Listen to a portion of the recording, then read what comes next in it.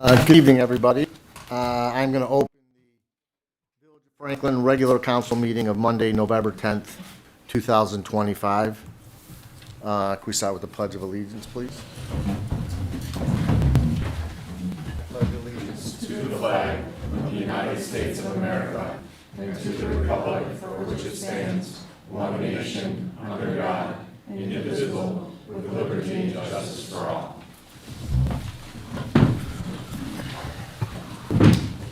So, before I call to order our roll call, I need to make an announcement and read something. So, I wanted just to announce that before we start today's meeting, that Trustee Michael Seltzer has officially, effective today, retired and resigned his seat as trustee.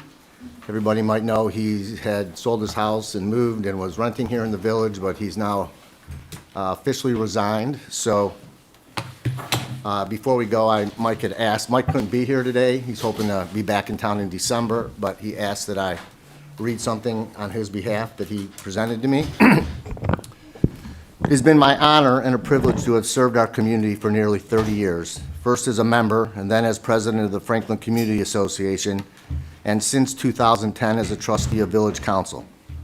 I've served proudly, and I'm grateful to many who have placed their trust in me repeatedly, and I'm honored to have been a part of our local government and community.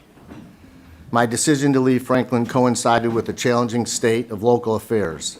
I pledged to continue until a moment when I felt I had done all I could to help guide us through the process of transitioning from a vacated staffing position towards the place where we are now with a new administration in place. That mission was accomplished completely 2 weeks ago, and we are now fully restaffed, and the work of our Franklin community can be properly managed by a new team of professionals. Thus, as I originally intended to do, by year's end, I am effective November 10th, 2025, announcing my retirement and resignation from Village Council. I am hopeful of a successful transition. Given my commitment towards the process, this feels like the right time to complete my journey and move on from a great and very proud history of Franklin volunteerism. I wish all the best to our president and friend, David Goldberg, to the new team of people who have joined our village and deserve our support and respect. May the town the time forgot prosper. I will always be a cherished part of my life and a shining example of the great volunteerism that makes this community unique and inspiring. Michael Seltzer, Trustee 2010 to 2025 Village of Franklin. I just want to personally say to Mike that I want to thank you for the countless hours and tireless commitment you've shown the village the last 20 years. You have been an inspiration and great influence on my volunteerism. I will miss having you here on council. So with that transition, I guess I'll also, Evan will post on the website, but we now, today begins the 30-day period to replace a successor trustee. The way that our charter operates, Mike's seat, once it's filled, and we hope to do so if not before, with a special meeting, at least by our next meeting, which will fall within those 30 days.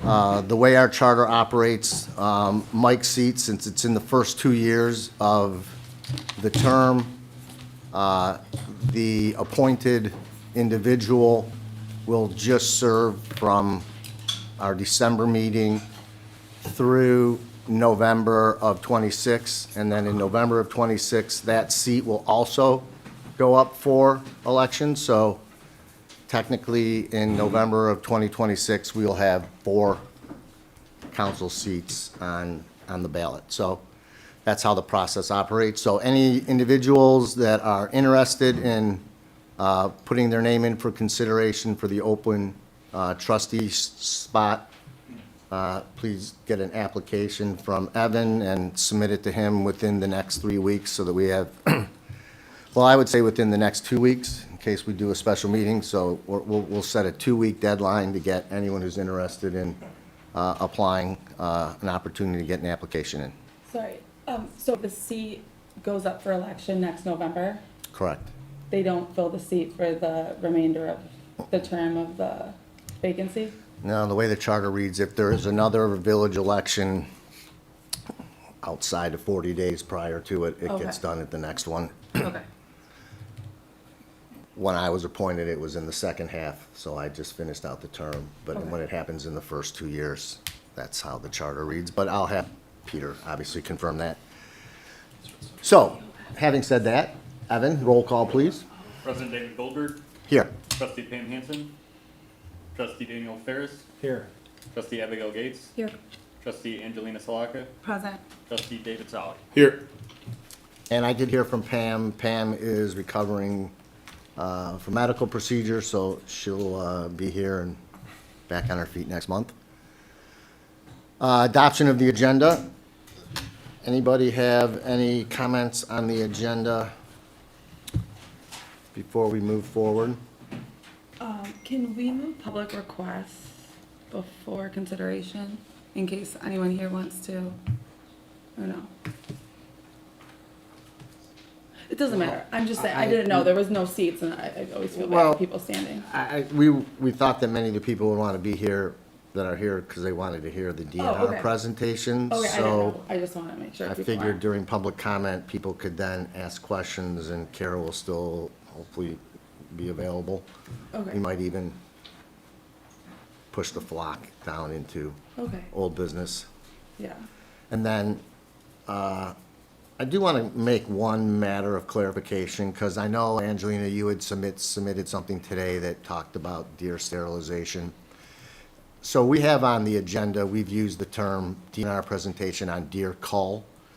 So I think I, at least myself, am learning as we go. I was under the impression that the word cull was more of a deer management term, but Kara was kind enough to confirm. The deer cull is the term that is used when the means of control is lethal.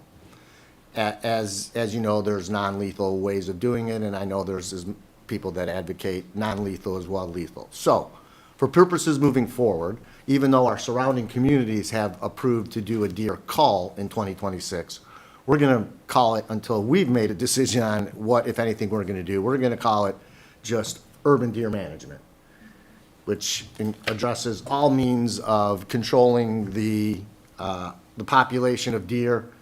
So I apologize if we've been using that term wrongly. There's definitely not ever been anything at this council, any type of decision to use a call as a means if we are involved at all. So I just wanted to clarify that. And I do know that as part of Kara Colton, who is here from the DNR to give us a presentation, her presentation does also address that. The DNR does not take any position on means of urban management. They're more of a sounding place, and then, of course, if it's something you want to do, they're the permitting agency. But the presentation that we're going to get today is to cover all aspects of urban deer management. so will there be room for the non-lethal presentation from the Wildlife Let's- Michigan? I mean, are there someone here from them? Yep, Oh, okay. Nice to know that. sent 2 weeks ago. Okay. Yeah, that's fine. Depends on how long the presentation is. We've got a pretty full agenda. Again, the presentation that is being done by the DNR is not based on either side of the means of being used. So if the presentation from the DNR is lacking into some areas on sterilization, maybe we can get a supplement, but I wasn't really prepared, and I didn't see it come to us to be on the agenda. So that's the only comment I have on the agenda. Does anybody else have any comments? We do have a consent agenda, so if there's anything on the consent agenda that you want to discuss, we would pull those out and move that into old business. The outdoor lighting ordinance, was that the same one we did like 6 months ago? Right, so if you could see, the outdoor ordinance was actually approved in 2024, and I don't know, for reasons unknown, it never was officially codified here in the offices, so the process of codification never took place. So our village attorney has, and our village planner have felt that based on the fact it was a 2024 ordinance, it would not be appropriate to post it as if it was a 2024 ordinance. It's going to actually be a 2025 ordinance and not effective for 20 days after today. So we can't adopt it as of 2024. So the purpose of having on the consent agenda is to officially reapprove the second reading of the outdoor lighting ordinance and to have Evan officially post it. But the ordinance itself has not changed from what was approved. So the last clerk just never like posted and codified, but it's the exact same wording. Exact same wording. It was more the post decision of ours application that was missed. And then we'll post it so that the residents know when it goes into effect. And stuff. Right, Evan will go through the official process like we do when any ordinance has been adopted or amended, and it goes into effect 20 days after today. So even though we had hoped that it was going into effect a year ago, it's still not applicable until 20 days from today. Yeah, I agree. I think the 2025 is just better record keeping. You know, yeah, I mean, yeah, I agree. It has to be done.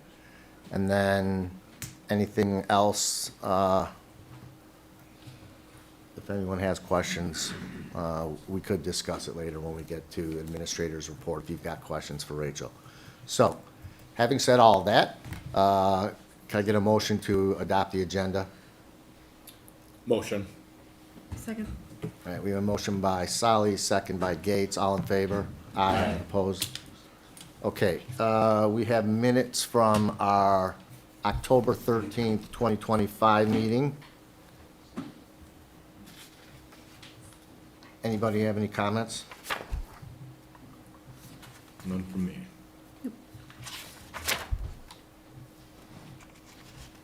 Dan? Angelina?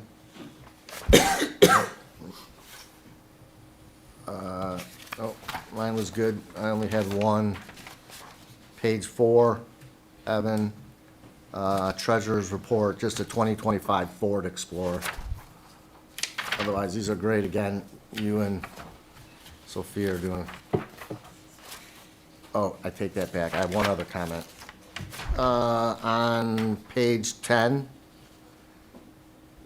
under F, so I think the term we're looking for, and it can be confusing. So I was asking whether the Historic District Commission had been consulted. So HDC is the Historic District Commission. HRC is Hubble, Roth, and Clark, who are our engineers.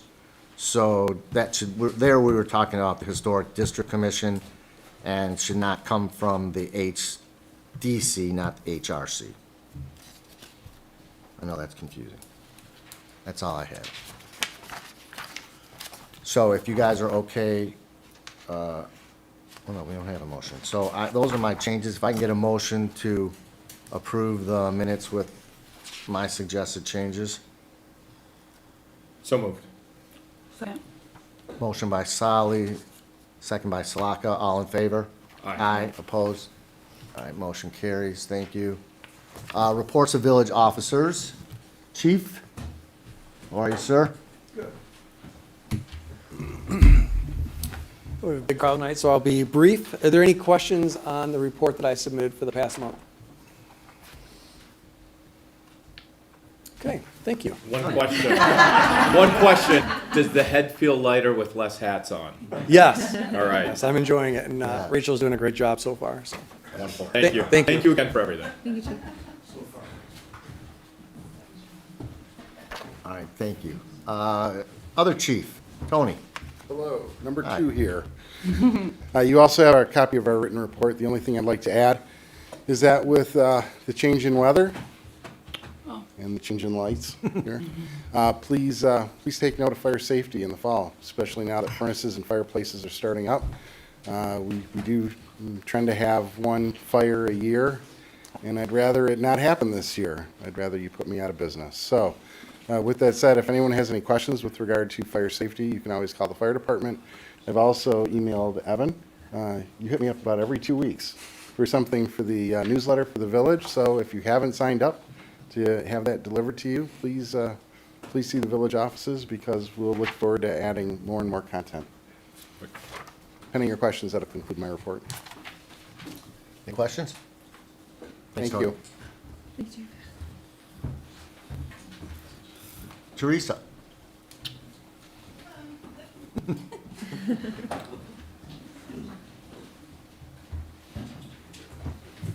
Good Hello. evening. I also just wanted to ask if anybody had any questions on the report I submitted. Nothing different. I'm still keeping in with the format that we've been using for a while until everything falls in place, but be happy to answer any questions. And I think the next item on the agenda, and part of the treasurer's report, is the approval of the check runs. So I could just stay up here in case you have any questions on any of the checks.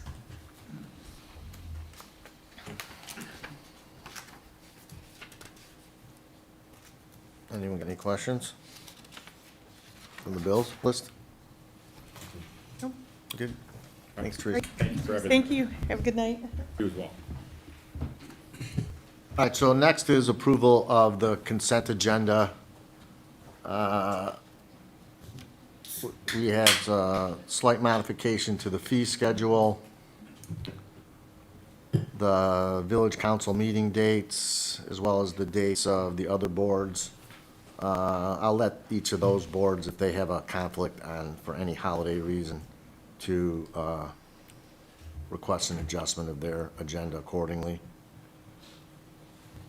The approval is for the, an annual, what's the term, Rachel, for the annual disclosure? Is that part of our audit? The annual, What's it? It's called the annual disclosure. right, so we're changing the company that does that for us. That's what's on the agenda for that. It's basically the same group of people actually doing the annual disclosure. He just moved his offices from Yeah. one company to the other. So you moved, right, okay. And then the purchasing policy resolution, that's what Rachel and Teresa have put together, so if anyone has questions on that, we would pull that off. If not, that's the policy that administration wants to use for how our bills are processed, as well as the fact that we now have 2 office credit cards, one for the administrator and one for the chief of police. So there's, that policy also addresses how those credit cards can be used and for what can be used. So for the purchasing policy, I had kind of 2 non-material changes of just consideration. So I don't know how we want to handle that. So we'll pull it off, we'll pull that off of the consent agenda, and when we get to the end of new business, we'll put it in there. Okay. And I just had something, I think it doesn't need to be pulled out for it, but at the bottom of the calendar of meetings, can they put the YouTube site? That way, Oh, yeah, sure. like after the meetings are held at this location, but you can also access it remotely. Yep. Thanks.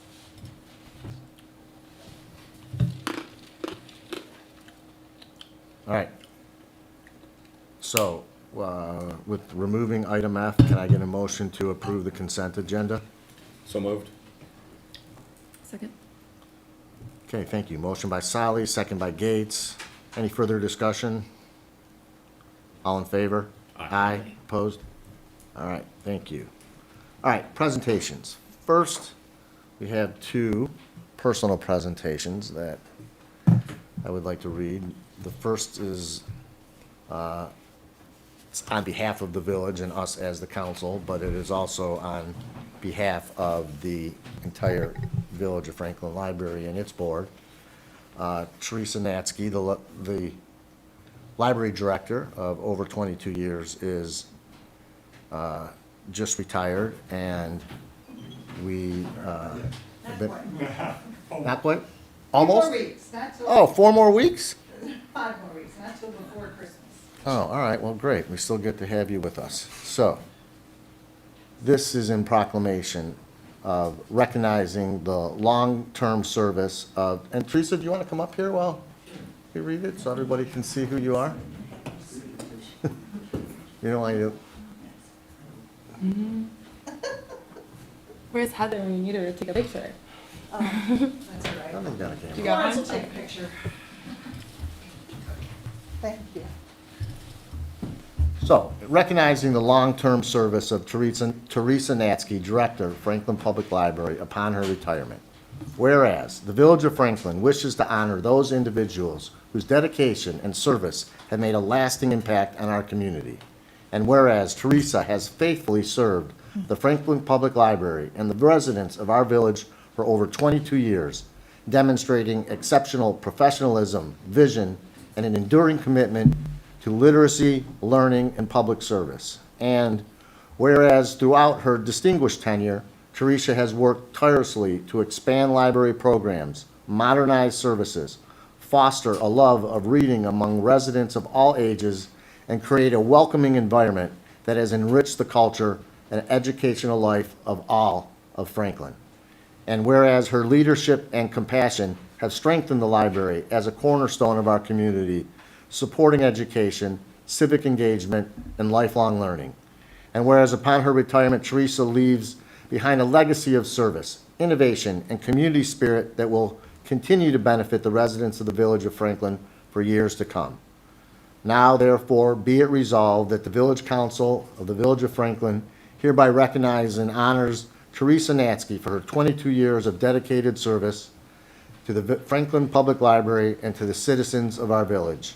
And be it further resolved that a copy of this resolution, an expression of civic appreciation, be presented to Teresa Natsky on behalf of the undersigned. And each of the council will sign, and we will get this signed and presented to you. Thank you again. The library will miss seeing you there, and I'm sure that your replacement will have some big shoes to fill. Should we have her hold it? Florence will appreciate You it. want- you want- Rick, do you want to have, take one with the holding?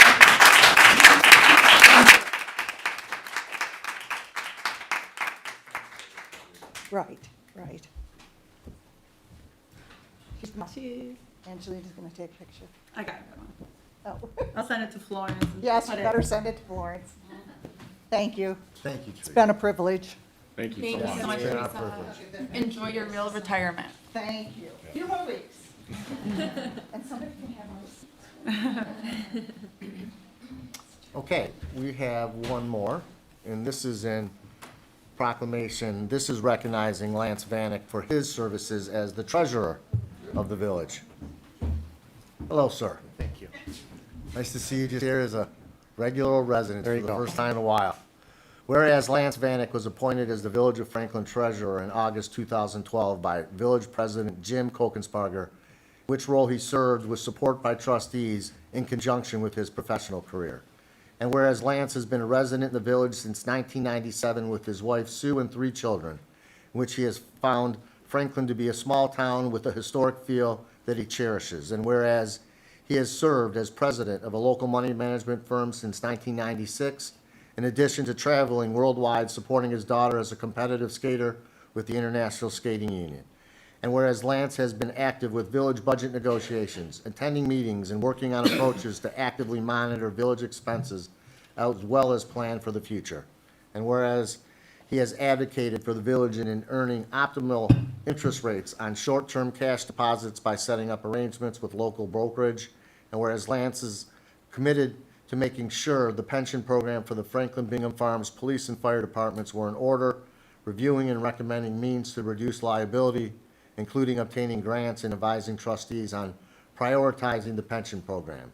And whereas Lance has worked extensively with the Streetscape project to guide the complicated funding process over a 3-year project, and whereas Lance regularly attended council meetings and was always available for consultation on pertinent issues each month and was a regular member of the Finance Committee. Now there be it resolved that Village Council of the Village of Franklin hereby recognizes and honors Lance Vanek for his 13 years of service to the Village of Franklin and its citizens. Be it resolved that a copy of this resolution, an expression of civic appreciation, be presented to Lance Vanek on behalf of the undersigned. Thank you.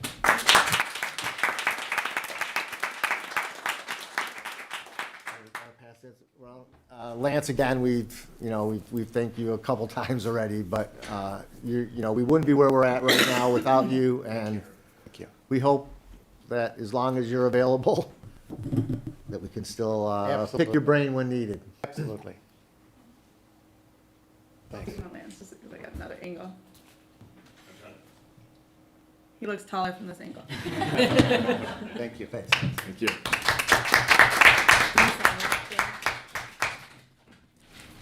All right. Okay, next, Evan, if you've got it ready. So everyone, I would like to introduce Kara Colton. Kara is with the Department of Natural Resources. She is a wildlife biologist, and amongst other things, I'm sure that keep her busy at the DNR. Urban deer management is one of the areas that she has background in. And as we've been investigating the process and trying to catch up with our neighbors who have been asking us to determine whether or not we're interested in being involved, we've asked Kara to be here and give us some background on urban deer management. So Yes, the floor is yours. thank you. So thank you for having me here tonight. I will take a little more time than other folks, but hopefully everyone's okay with that.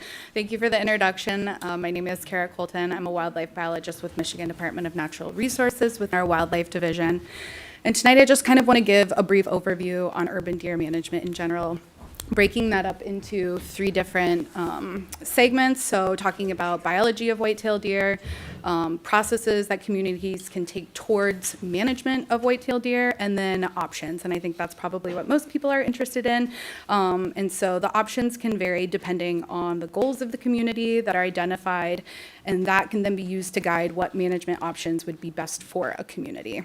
So we won't talk on one thing specifically, but kind of a myriad of all different things. You can tab it a little more, sorry. Made it difficult there. So a little bit about biology of white-tailed deer, specifically characteristics of urban deer in general. So typically we see higher survival rates of urban deer compared to their rural counterparts. This has to do a lot with life history. It's very different for if you walk outside your house here and see a white-tailed deer, typically it's probably going to stare right back at you, might even walk up to you if it's been fed by a neighbor, that kind of thing. If you're out on one of our state game areas in more of a rural setting, that deer is probably going to hightail it the other direction. So we see a lot of behavioral difference, even though they're still the same species, and that has a lot to do with the environment that they're living in.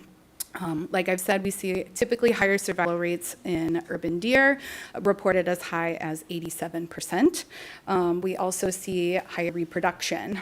This is increased in urban areas, and we've seen reported 1.8 fawns per adult doe. I'm sure a lot of you see deer around here that have fawns that are twins or triplets even, so it's a great place to have babies. There's no reproductive senescence either. So in urban settings, we've identified that deer essentially don't go into menopause, meaning that they're bred throughout their entire life. Another thing that we've documented, or I should say that research has documented, is that fawns of the year, so typically first-year fawns are not being bred. However, if they weigh enough going into that first winter, they can be bred a lot in urban settings where you typically wouldn't see that in a rural setting. So you're seeing really high reproduction rates, and then that coupled with home range size, so these animals don't have to use a large amount of area to make a living. They can get by just living in one little, small section. They can get their caloric intake from just being in one little neighborhood sometimes. And this can lend itself to seeing higher deer densities in urban areas. So all of these things combined make it a great place for a deer to live in an urban setting. So I don't know if anyone has heard of the George Reserve. It's a research area owned by the University of Michigan. It's been known historically in the past to produce landmark studies on deer population management. It was a research facility put in place that's about 2 square miles of a fenced enclosure, and there was a deer study started in 1928 where scientists took 6 deer, 4 females and 2 males, put them in this enclosure. And then within 6 years, so fast forward to 1934, the deer population grew from that 6 deer to 180 deer. a lot of deer. And then 1 year after that, it grew from 180 to 222 deer. So we're seeing a lot of deer in a small period. The population was then wiped out. Fast forward a few years later, we're into 1975. Another deer study started. They put 10 deer in this enclosure. And by another 6 years later, 1989, the population grew from 10 deer to 212 deer. So nearly identical growth rates between those times. And it just shows how the potential white-tailed deer have to grow in a specific area when they have optimal conditions available to them. So another thing I want to talk about is changes on the landscape. I'm sure a lot of us are aware over time the landscape has changed. So this is an aerial imagery of some spot in Indiana. You see a lot of kind of rural farm fields. There's a river corridor going through there. Not a ton of development. This aerial image is from 1999. Deer have the ability to adapt to changing landscapes. So this is now that, this was in 2008. So fast forward now to 2008, you can see that the landscape changed drastically from what it was. You're seeing housing developments gone up. You're seeing golf courses. There's still that river corridor, but not really that rural setting anymore. I would say from the viewpoint of a deer, this is probably an improvement. So while deer love corn and soybeans fields, and they can make a living on it, that typically comes with traditional management for deer, which would be hunting. And a lot of these types of areas, hunting is not going to be a management tool, so this kind of acts as a refugia for deer, and they can make a living off of people's hostas and clover and other plant species and all those types of yummy plants that everyone puts in their yards. And then they are also not being hunted. So this probably, like I said, from a deer standpoint, might be a favorable landscape. So there's two types of carrying capacities that I want to talk about. I don't know how familiar anyone is with the word carrying capacity. But the first one I want to talk about is the biological carrying capacity. So this is basically how many deer that the habitat can support. This is when urban deer management becomes very polarizing. It's a very contentious topic. There's lots of different viewpoints. I would say that we typically don't want to manage deer to the biological carrying capacity. Animals are living, but I would say they're not thriving. We typically see like declining body condition, reproductive success would decline. There could be potentially higher fawn mortality, social stresses, sickness that could potentially come around when populations are at their biological carrying capacity. The second carrying capacity that I want to talk about is the social carrying capacity. You might have heard it called social carrying capacity or cultural carrying capacity, but this is the number of deer socially that people will tolerate in an area before they're considered a nuisance. So this graphic here was pulled from a MSU professor that he used. I think he's in the Human Interventions Department at the wildlife group there. But basically, what I want to get out of this is that no one size fits all. There are people, I'm sure in this room, that think there are way too many deer. There are also probably people in this room that think there aren't enough deer. So we have different social carrying capacities, or on this graphic, they're referred to as acceptance capacities. And what this is to demonstrate, this curve over time is essentially the growth rate of a deer population. I would say that people typically get fed up with the number of deer before we reach that biological carrying capacity that I discussed. That's just how efficient white-tailed deer are living in an urban area. And it would reach this at some point with no management, and you will see that population decline. And so we need to make sure that communities are focusing on the impacts that animals are having and not necessarily the number of animals themselves. So this green bar down here, let's say this represents people in the community. They like the number of deer the way they are right now. They're happy with the way things are, everything's good. But that population starts to grow, you see the white line go up, and you move into the blue acceptance capacity. Those people in the blue are so happy there are more deer on the landscape. They thought when it was in the green, we didn't have enough deer. There weren't enough. I wasn't seeing anything. I'd love to see more of them. So we get, once again, differing viewpoints throughout a small area. Like I said, social carrying capacity could vary for everyone in this room.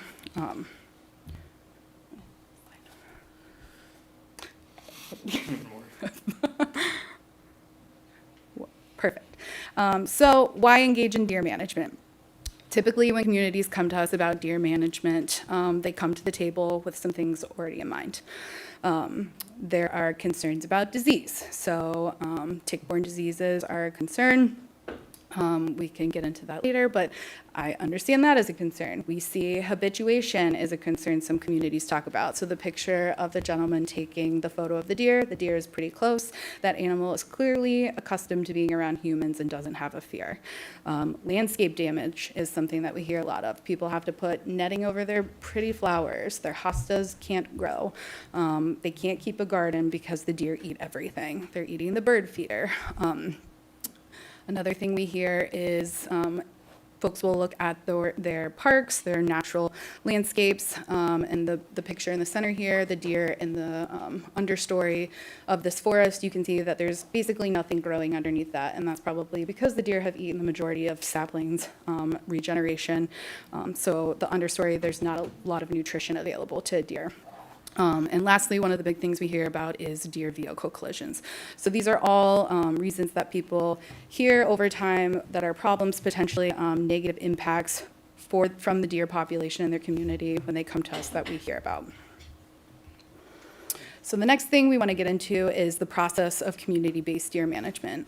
This is adapted from a presentation from Emily Pomerantz. She's a professor at MSU now. She used to be part of Michigan DNR's Human Research Department, but she's now with MSU, still doing human dimensions work.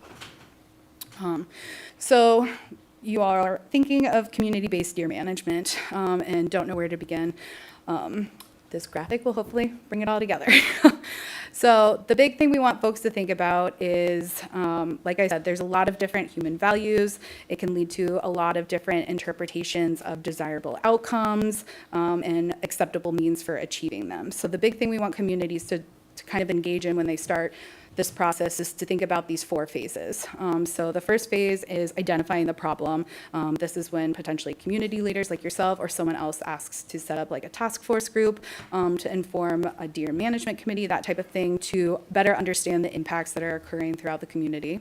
The second phase would be decision making. So this is when the deer program would develop goals and objectives, that those are determined, and then the actions that would need to be taken to address those and considered to address the objectives and the goal of the plan. Phase 3 would be implementation. So when the community develops their management plan, it's carrying out the action of the program. And then the last phase is evaluation and adaptation. So this is really important for communities to evaluate their deer management goals and objectives, making changes if there needs to be changes that happen, and also making sure that you're meeting your objectives and working towards some sort of success in the end. So, do we have a problem? Most of the time, we get the call of, we have too many deer, how many should we have? I would push back on that. It's not necessarily about, I don't want people to focus on the number of deer that should be there. Like I've mentioned before, we've seen a lot about different social carrying capacities of folks. So we want communities to make sure that they're focusing on measuring the impacts that the deer are having, not the number of deer themselves. Once we identify those impacts, which most likely they're probably negative impacts, that can guide the problem. So if there's a tolerance with what's going on, there is no problem. And that depends on who you talk to, I'm sure. Once all of this has been determined, so like when you're looking at the problem, what is the problem, where is it occurring, who is it occurring to, when is it occurring, what's the severity, and then making sure that you're gathering data that you need to support that impact that you're having. So this is seen typically reaching out to residents, asking a questionnaire, their thoughts on the deer population, tracking if there's been tick-borne illnesses, tracking deer vehicle collisions. I'm sure that's probably being tracked already. Potentially the number of complaints coming into the city by residents, whether it's just there's too many deer, landscape damage complaints, all of that, or even potentially monitoring browse that's occurring in your national parks and landscapes. But all of this then can be used to address how you would move towards making your management plan. So I want to kind of give an example as far as when we want communities to develop goals and outcomes. We want to make sure that it's measurable and being as specific as possible. So for example, this is a hypothetical situation.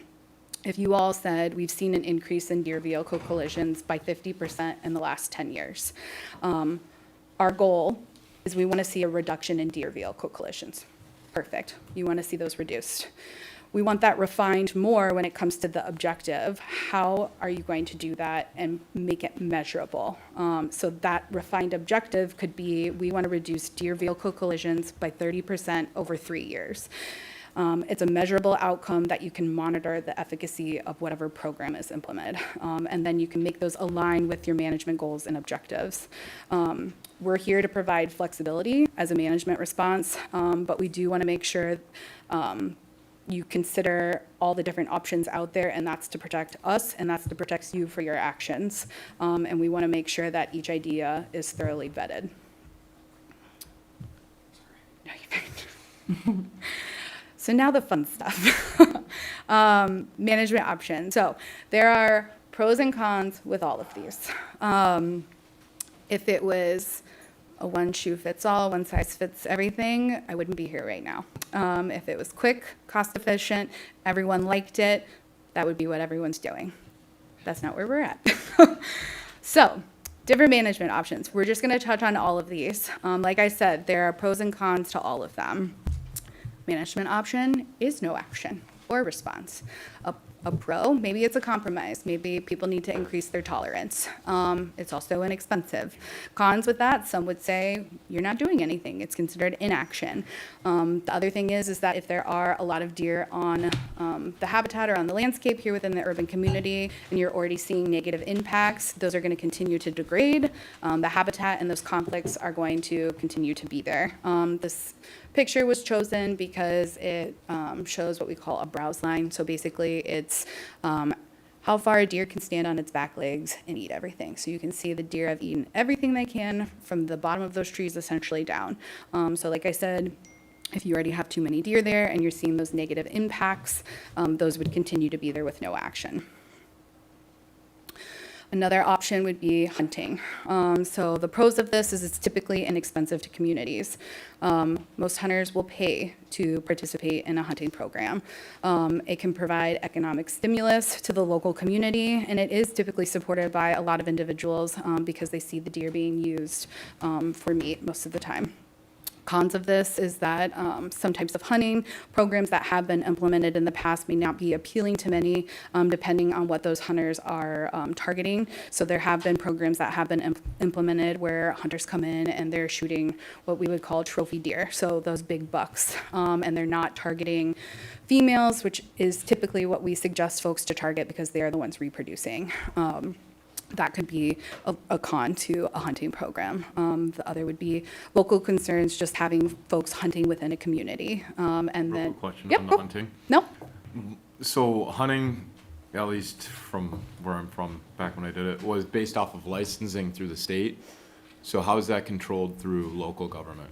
yep. So DNR would work with you on that as far as, there are communities right now in Michigan that have like archery hunting programs in place. So they still require like a license through Michigan DNR. Whether the city decided to also require something, that would be something that they could decide if they wanted to implement themselves. It would be up to the community to decide how that program went about.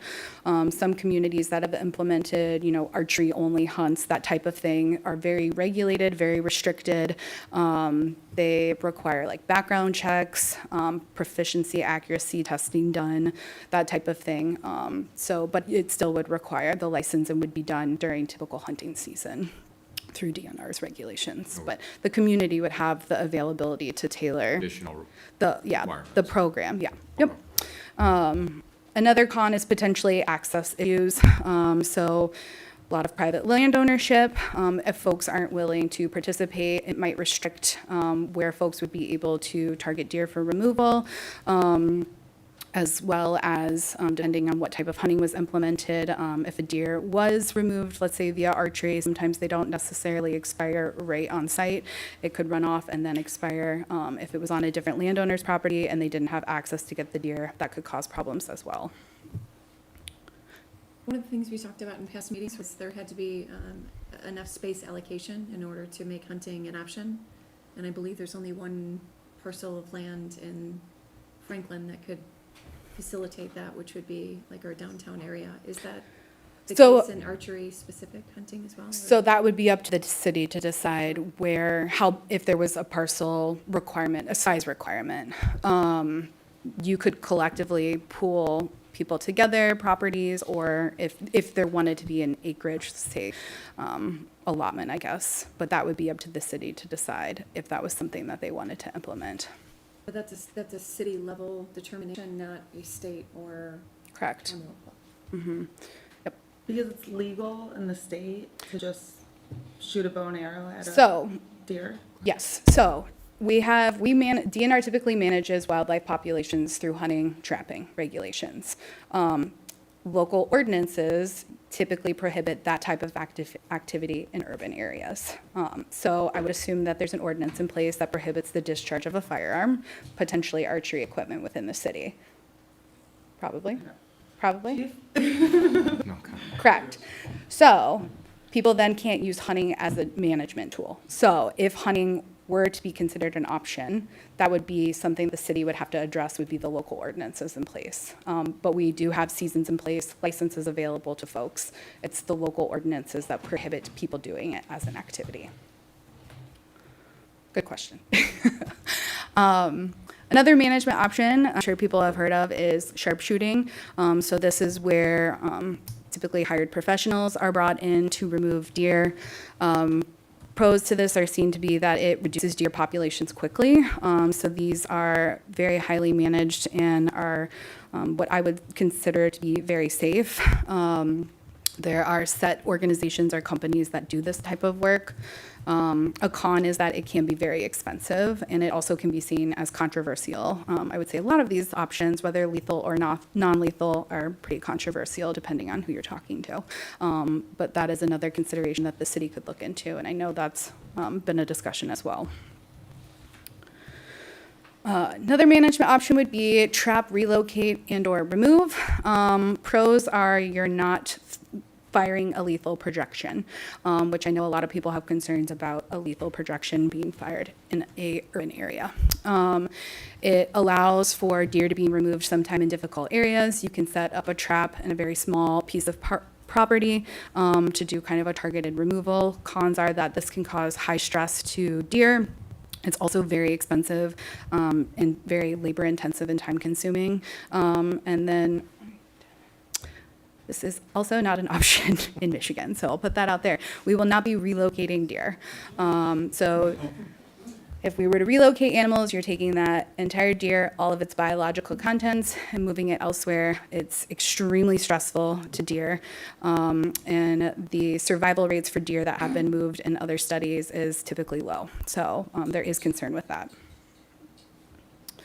So looking at some non-lethal options, contraception or birth control is one that's been talked about a lot in the past. Another pro for this is that it doesn't fire a lethal projection as well. It prevents future fawns from being born into the population. Downsides are it is very expensive. It doesn't actually remove deer from your population. So it's reducing the growth rate. It's not reducing the population. And it's difficult, if not nearly impossible, to achieve results in free-ranging deer populations. So deer don't know borders. They move where they want to move. And so typically in open settings, this is not this is not seen as a successful, I guess, option most of the time in open habitats. And this, to delineate, this is not physical sterilization. How is this administered? We will get there. Next slide. Can you speak louder, please? No question.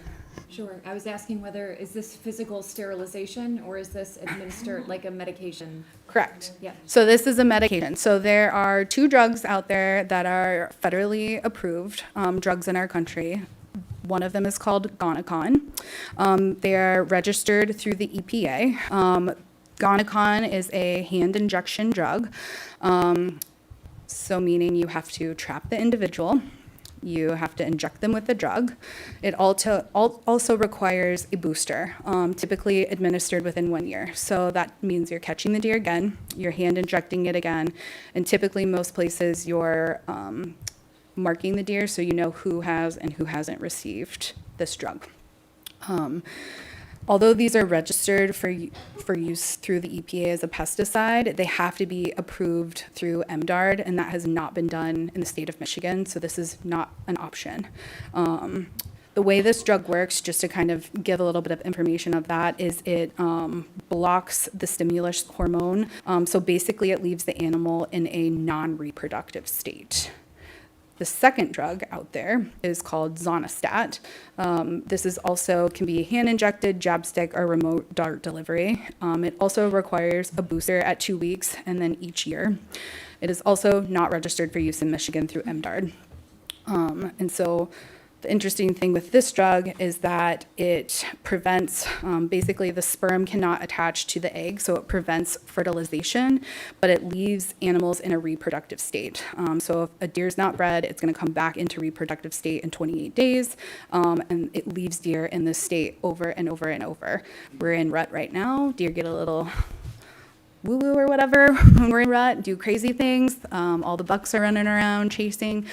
Places that have administered this under, I would assume, scientific studies, I've been told they've seen an increase in deer vehicle collisions because deer are running around. Bucks are trying to breed females because they're constantly coming into a reproductive state. Sterilization. Another pro for this one is that it doesn't fire a lethal projection. It once again also prevents fawns from being born permanently. So this is often referred to as, it can be done as a tubal ligation or an ovarectomy. Odds are this is also very expensive, labor intensive. You're typically darting deer, moving them to a predetermined location to do the surgery, then putting them back, reversing the drug. So it's major surgery. It doesn't remove deer. That once again may be a problem. So you're reducing the growth rate. You're not reducing the number of deer on the landscape. And it's often seen as difficult to achieve results with this management option. Ann Arbor did a sterilization program. Some of you may be aware of this. They contracted with White Buffalo Inc. As part of a research project where they looked at deer sterilization. They had 2 study areas, so a southern study area and a northern study area, and they noted over the 4 years of the study that there was a 47% decrease in the population in the southern study area and a 60% decrease in the northern study area. If you dig into the numbers a little bit more, they were doing sterilization and removing deer lethally. So across those study areas, they lethally removed 432 deer, and 78 does then were sterilized in this study. So I have a question. If you sterilize deer and deer produce doe all their life, then aren't you reducing the population of the deer because those deer that are existing are no longer reproducing? So you don't, like, initially where you're at. Yeah, You're but, not, like, you're not killing the deer that are currently in existence, but you're preventing. correct. So you're not reducing the population with where it's As at it right stands now. the day you sterilize. Correct. but You're reducing the growth rate over time. in the population. So Yes. they can't have, like, so if a deer lives 15 years, say, They would those- not be able to reproduce for them. the last 13 years of their life, if you sterilize them at 2 years old, and if they're having twins or triplets per Correct. deer, that's potentially 3 times 13, 39 deer Correct. that you're preventing from being born. Correct. So you are reducing the population of deer. No. So again, Like it the goes next back to year. what you were talking about, that the overall goal needs to be, what is the impact you're trying to achieve as the community? Correct. Right? Because what you're saying is, I get what you're saying. You're saying in 13 years, you will reduce the population. And that's if you're sterilizing. We're looking at places where this has seen to work are what we would consider like a closed population. So they're not free ranging. Which is why I'm guessing they did a combination of call plus sterilization. Correct. So they did see a reduction, but the majority of the deer were lethally removed. But the very next year, you'd see a reduction. Correct, but all those does that were not sterilized, in theory, could be bred and reproducing still. So a lot of places that they have seen positive results are closed populations, and you're sterilizing almost 100% of the deer out there. How far are deer traveling over the course of their life? It depends. It's a great question. So home ranges, I would say in an urban setting are going to be a lot smaller, but I can't say specifically what it is here. It depends on the resources available. It's going to be a smaller home range than it would be out in a rural setting, but I can't give you an exact number. For this particular study, what was the cost to cull and sterilize? I don't have those numbers. No. No. I'm sure it's available on their website. I bet that information. White Buffalo's got a pretty detailed website if you were to look it up. You can see a lot of the research that's available. So calling just kills the deer, and then you have to call again. And then you have to call again, because the deer that are alive are still reproducing at twins or triplets. So It like depends- both of them. It are depends kind on of- your management objective. So once again, looking at the impacts, and that's where it isn't like a one and done type of thing. We want people to know this is like a long-term management, whatever you decide to do. It's not going to be, we did it once and we're good to go. But you only have to sterilize a deer one time in their lifetime. Correct. Yeah. If I understand you right, with regard to sterilization, you were saying it slows the growth rate, but in a community like ours, it would not put it into a negative growth rate, correct? Because we probably wouldn't be able to sterilize every single deer. Unless you got every doe out there and you had no deer coming and going. Right, which wouldn't be realistic. So if I'm understanding you, like if we're going like on a growth chart and we're going at this rate, it would slow it over time, but we'd still be increasing. We wouldn't actually ever decrease the population. of deer. Potentially, yeah. I mean, if you were to sterilize everything, Real quick, from a logistical standpoint, you may or may not know it from the report, but again, big logistics person. So it seems to me it would make sense to perform the cull before the sterilization. Reduce, right? That way you're not culling potentially sterilized deer. Plus Yeah. you're reducing that total population that you have to sterilize. and that would be something that the Right. city could look. What did Ann Arbor into. do? Did they do it at the same time? Yep. And I don't know all the details Yeah. with this study, yeah. One more thing. If the cities around us are culling deer and deer don't know boundaries, will Franklin's deer population be managed? Because we're only 2 miles big by the culling of the nearby I neighborhood. wish I had a crystal ball, but I can't answer. But like, if you're saying that deer don't stay within the boundaries. and they're- Potentially, but potentially not. I Well, if they mean, stay within the boundaries, then sterilization would be more effective. But if you're saying that they move beyond boundaries, then the minute they cross in Farmington Hills, they could get called.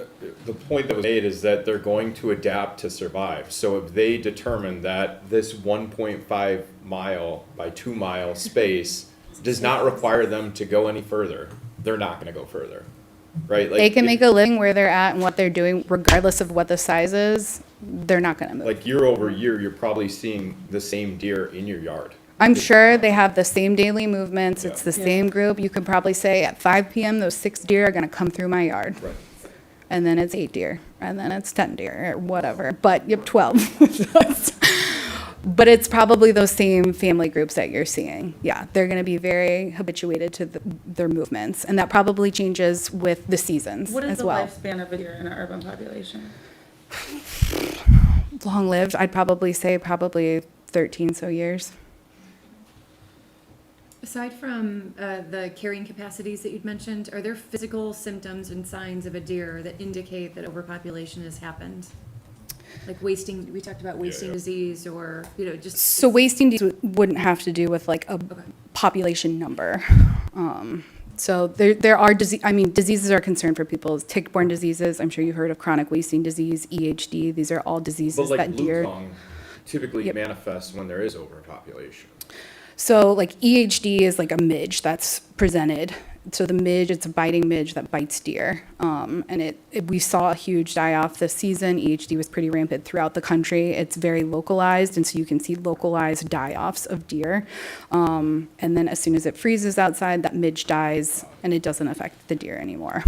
I guess I'm trying to get some idea of, we're determining what's our goal and like, how are we determining whether overpopulation is a factor? Are there ways to gauge, like physically? And I guess that's where I'd say I would focus more on impacts. Don't try to get tied to a number. because you don't have a number, unless maybe you do if you're doing surveys, but it's really hard to do surveys. To me, in general, it's like before even we state there's like a management problem, I feel like we have to identify whether there is a deer issue. Correct. Because to me, it's like, oh, Franklin has a tree issue because, you know, they fall on homes and they take our electricity out, but we all love the trees, we're not gonna cut down all the trees, because it's like the benefit we get with the burden. Like, to me, when I talk to people about deer, they're like, yeah, they eat my plants, but I love seeing them in the morning, they're majestic, and I would not wanna kill them. Like, so it's, is there a inconvenience? Yes. Does that mean you want to kill them? Like, that's a far stretch. And same thing with trees. Like, you have to bag your leaves, you have to, landscape every few months. But we enjoy seeing the changing of the leaves, and we love having tree-lined streets. So we take on the loss of electricity, we take on the fallen limbs, we take on all the extra yard work, because that's how we want to live. And so, like, I think that is like something that we haven't put out to our residents. Like, do you enjoy seeing the deer? But Maybe Trustee yes or maybe Salaka, no. in fairness, she's not advocating one way or the other. Yeah, That's no, up for us from a policy Exactly. standpoint Well, to that's define. to Trustee Gates' point. It's like, what are our goals? Yeah, so I think, like I said at the beginning, defining, is there a problem? And if there is a problem, what is the problem, the severity, and looking at the impacts that the deer are having, whether that's through a community survey, looking at deer vehicle collisions, complaints made to the village, that type of thing. Those are all things that could be looked at. But yeah, that's a very good point. Can we move on? Another. Yeah, please. Another option. I agree with the laughs. Reintroducing predators. Hit that space button. Pros, I guess, an opportunity to restore historical species to an area where they once were. I think. It's mountain lions. We do love historical preservation. So, cons are, we would say it's probably very socially unacceptable. If we think we have a deer problem, we don't want to get mountain lion and wolf problem calls. So I will say right off the bat, this is not an option, but I did want to mention it. And then lastly, another non-lethal option would be fencing and repellents. I'm sure a lot of folks are already actively participating in this. Pros, you can exclude deer from problem areas. It is relatively inexpensive. Cons are it requires a lot of maintenance, and there's no guarantees that it's going to keep the deer from eating your plants. And it does often not solve the community-wide problem. So typically these are band-aids for specific individuals, trying to keep them out of a garden with fencing, that type of thing, putting netting over your pretty flowers. All right, so to wrap it up here, Venn diagram here. So we have cost, efficacy, speed, and controversy. There is no one size fits all. There is no magic solution. If, like I said, there was, we would all be doing it and I wouldn't be here right now. But there are 4 major components that communities should look at when they're deciding if they want to move forward with management options that will best suit their area. And there's trade-offs to selecting one management option over another management option. These all play a part in whatever management strategy that is selected if the village decides to move forward with a management option. But you're never going to be able to have all 4 at once. And so you might have to choose between having 2 or 3 of these components. And the city will have to make a decision. Like I said, you can't have them all. It just depends on where the community's values lie and how you guys want to go about solving a potential problem. And with that, we are done. If anyone has questions, I will hopefully be able to answer them. All right, so, Kara, and I appreciate if you have another minute. Our residents in the crowd, just with a show of hands, how many people were here just to hear the presentation? Let me go the other way. How many people are here that actually have questions that they'd like to have asked? That's not too bad.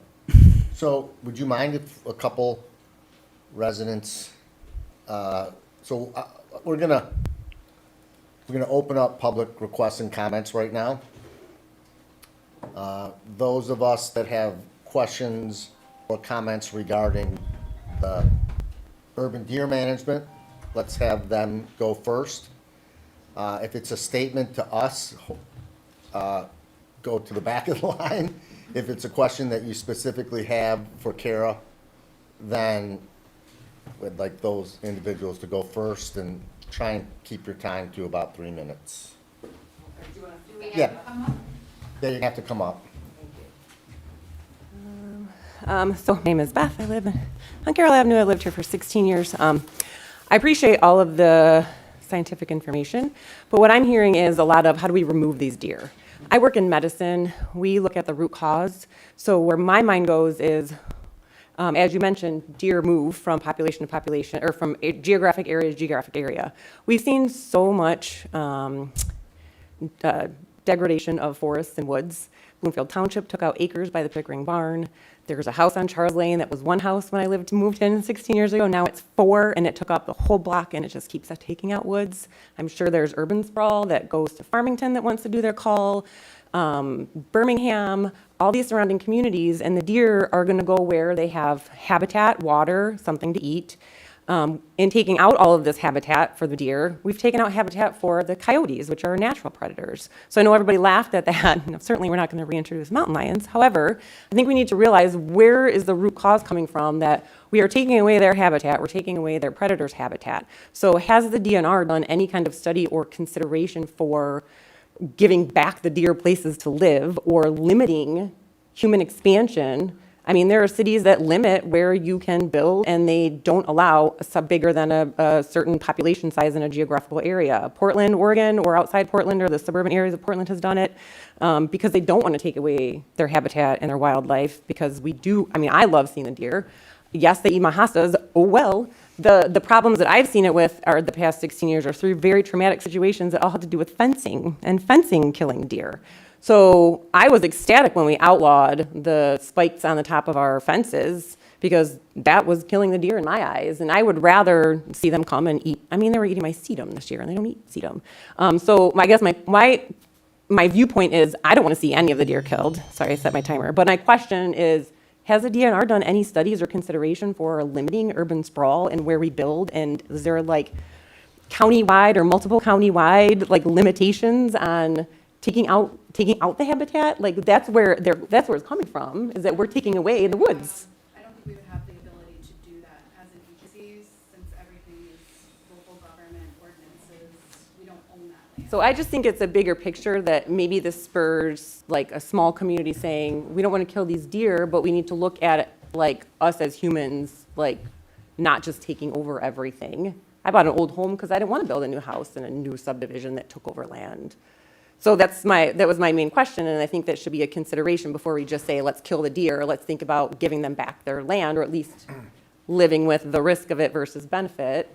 What is our goal? I hope that our community's goal is not to kill a bunch of animals. I hope our community's goal is to say, maybe there's no change. Maybe we just kind of live with it. Well, thank you. Thanks, Bob. Hello. I'm a doctor, I'm an anesthesiologist, and I also have been an OB/GYN before. So what I want to talk about is, one, is there a problem? You can see there's a lot of gardening club people here. If I give you anecdotal information, is that I moved here 30 years ago, and I seldom see a deer. Now I have a herd of deer chasing my dog, and I have giant hosta decimated to almost nothing. So my whole garden is totally decimated to an extent I've never seen. I see fawn dying in front of my doorstep because they are so thin. And they have this kind of bulbic disease with the tongue sticking out and drooling all over. So you can do a survey. That's number one. Is there a problem? Number two is what we're going to do. So there is sterilization, and I would like to know how much it costs for sterilization, because we need capture, handle, surgery, recovery, all that, versus how much it costs to do the sharpshooting. Cost is a big thing. You can be looking at 1,000 differential, so there goes your decision. Number three is about chemical injection in the form of contraception. So deer are mammals, just like us. They have the gonadotropins, they have the axis, they have the ovary, and yes, we have to do the dose. So if we do the dose, there's nothing that gives you lifelong contraception. So you got to mark the deer, capture the deer, multiple booster. With the free-ranging deer, you would be hard to think what is your objective and how long would it take to achieve your objective and the cost. But for us to worry about the humanity or the humane treatment of the deer, the problem is this kind of hormonal intervention, in fact, will give them a ovulation. So they just drag it out without ovulating, and they had all kinds of issues, not only with infection at the site of injection, they also will have feminization with kind of odd angle coming out, and you totally disrupt their social hierarchy, their biological hierarchy, and in fact, you're hurting them. You want to be really, contraception by chemical is infeasible and also inhumane. You want to decide whether sterilization or killing, really just two. And out of that, how much can we afford? So I want to know how much is it to cost? I can't Evan. speak to the cost because I don't have that information. You would have to find a veterinarian or somebody that would do the surgery and get a cost estimate from them where it's happened. And then as far as like a sharpshooting, bull removal, there are specific entities that do those as well. That's not something that the DNR does. So that's information we can provide to the village if they're interested in obtaining that information from those. But then will the DNR remove the Excuse deer? me, so We do not- we're trying to keep time limits to 3 minutes, so. Okay, I'm leaving. Yeah, okay. Either a question or a statement, you don't get both. I had two questions. The first question is to follow up on what you said, because my concern about the chemical sterilization would be that what is the risk of damaging the surrounding population? So if a coyote eats it, is that going to sterilize the coyote, for example? Is that going to get, if the animal who's been sterilized dies and is eaten by other animals? I mean, where are those chemicals going to go, and could it get into our groundwater? Because we have well water. So will those chemicals harm us? I don't have that information.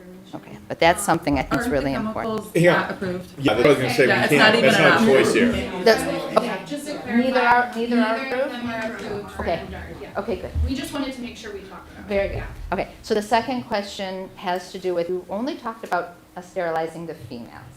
And I was wondering if there's ever a consideration about the men. And I understand the men can come in, but the other, so whether it's sterilization or is there, and when you're talking about a call, do they focus more on the males because the males are the ones obviously impregnating the females? Typically, most communities will focus on the females because they're the ones reproducing the offspring. Not to say that there aren't areas where they don't select it, it's whatever were to come in for removal. So. So, President Goldberg, the presentation by the other residents addresses the female versus male sterilization and why they do females over males, and then also the costs and the price and the procedure of the sterilization. that the Okay, we'll DNR give can these do. ladies an opportunity Okay. after everyone else is gone. My name is Ann Reinhardt, and I'm concerned about the safety. In November of last year, on November 30th, I was, and you really should stay off the road from November to January when it's dark out, because that's when the males, their testosterone are really, going. And I was hit on Franklin Road and Maple, and it was a busy day, busy street. I mean, there were a lot of people, head-on, and my bags did not even deploy. That's the other thing. The cars are not that safe. So fortunately, I was not hurt, but the car was totaled, so I had to end up getting a new car. So these are things that have to be addressed. And on my street, it was last week, there was a herd of deer, female, going down my street, and I'm talking 12. I counted them. And we can't have that. And I believe that sharpshooters, they kind of end things, and then if you really want more deer, it's probably pretty easy to get them. And a lot of people will give them to you for free. The other thing is that people say, well, they'll use the deer meat, the venison. Well, there's a problem with that, because many of the deer have already been shot, or the ones that have been shot, there's lead in the bullets. So we can't prevent lead in the meat. Then what do you do? So my whole thing is that, you do the thing now, and maybe in the future we have better things. We found on our property, we have now taken a lot of trees down, diseased trees. We've opened up the property. Our trees are just like thanking us. And when you have less trees, you have less deer. We noticed it. We don't have the 12 deer going down our street anymore. So these are just things that I would like people to think about, what we can do as residents to help. And we're not given anything. We're not, they're not saying, well, this is what we're going to do, or here's where you can go. This is the first time that I've heard a meeting that, talked about this. I've learned a lot. I have learned a lot. So my thing is that you just hire the sharpshooter, get it done, and I understand it is very, and I'm sorry. I never wanted to kill a Bambi, ever, I know you look at this and you think, but what else are you going to do? I certainly will never go through that again, where a deer hit me head on. And I was very careful, because you have to be careful between about 6 p.m. and 8 o'clock at night All right. during those 2 months, period. Thank you, Ms. Reinhardt. Okay.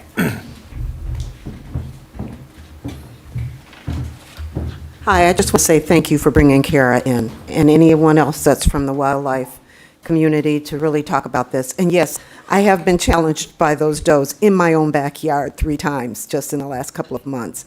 It's kind of terrifying. But in talking to Brian Farmer, who is the Deputy Director at Farmington Hills, I would only urge that we consider his recommendation of forming a Franklin Village Deer Management Committee to work with the council. That committee can work toward hosting informational forums, gleaning information from our residents, and assisting in any future partnerships that we might consider with Southville and Farmington Hills and Farmington. And also encourage bringing in speakers, including someone from the food banks, because that's a very important point she made, but that's not the only advantage in having the food banks. People call the food banks to say, when is the venison ready? So that's just something that I would ask that you consider. Thanks.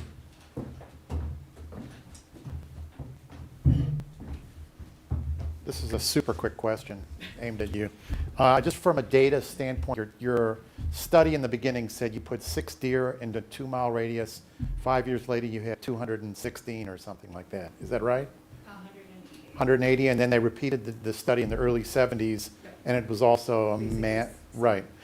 Where was our deer population 5 years ago? Where does it stand at today? And if we don't do anything, where is it going to be in 5 years? Number one. Number two, I was driving on 14 Mile this morning. 2 deer missed my car by about 1 foot, going about 45 miles an hour. So it is a safety issue as far as I'm concerned. But I was just curious about the data. So the state doesn't have like deer-wide estimates. We typically glean information from hunting. So harvest reporting that comes from hunting populations, we wouldn't have information specific to Farmington. My next question is, if you took the 6 deer and went to 200 and you didn't do anything, in 5 years from there, where would it be in 5 years hence? Does it level out at some point after they've eaten everything, or? So like I just discussed the biological carrying capacity, so deer are going to grow at like an exponential growth curve. So they're going to start and it's going to increase exponentially until they were to reach what we call a biological carrying capacity, which is going to be based on the resources available, what that could support. And then something will happen as far as, disease, declining reproductive success, survival rates will decline, and you'll see the population drop. I can't say a time reference with that. Okay. But they do grow at an exponential. But we don't have any figures from 5 years ago to today. Okay, thanks. I'm Steve Bancroft.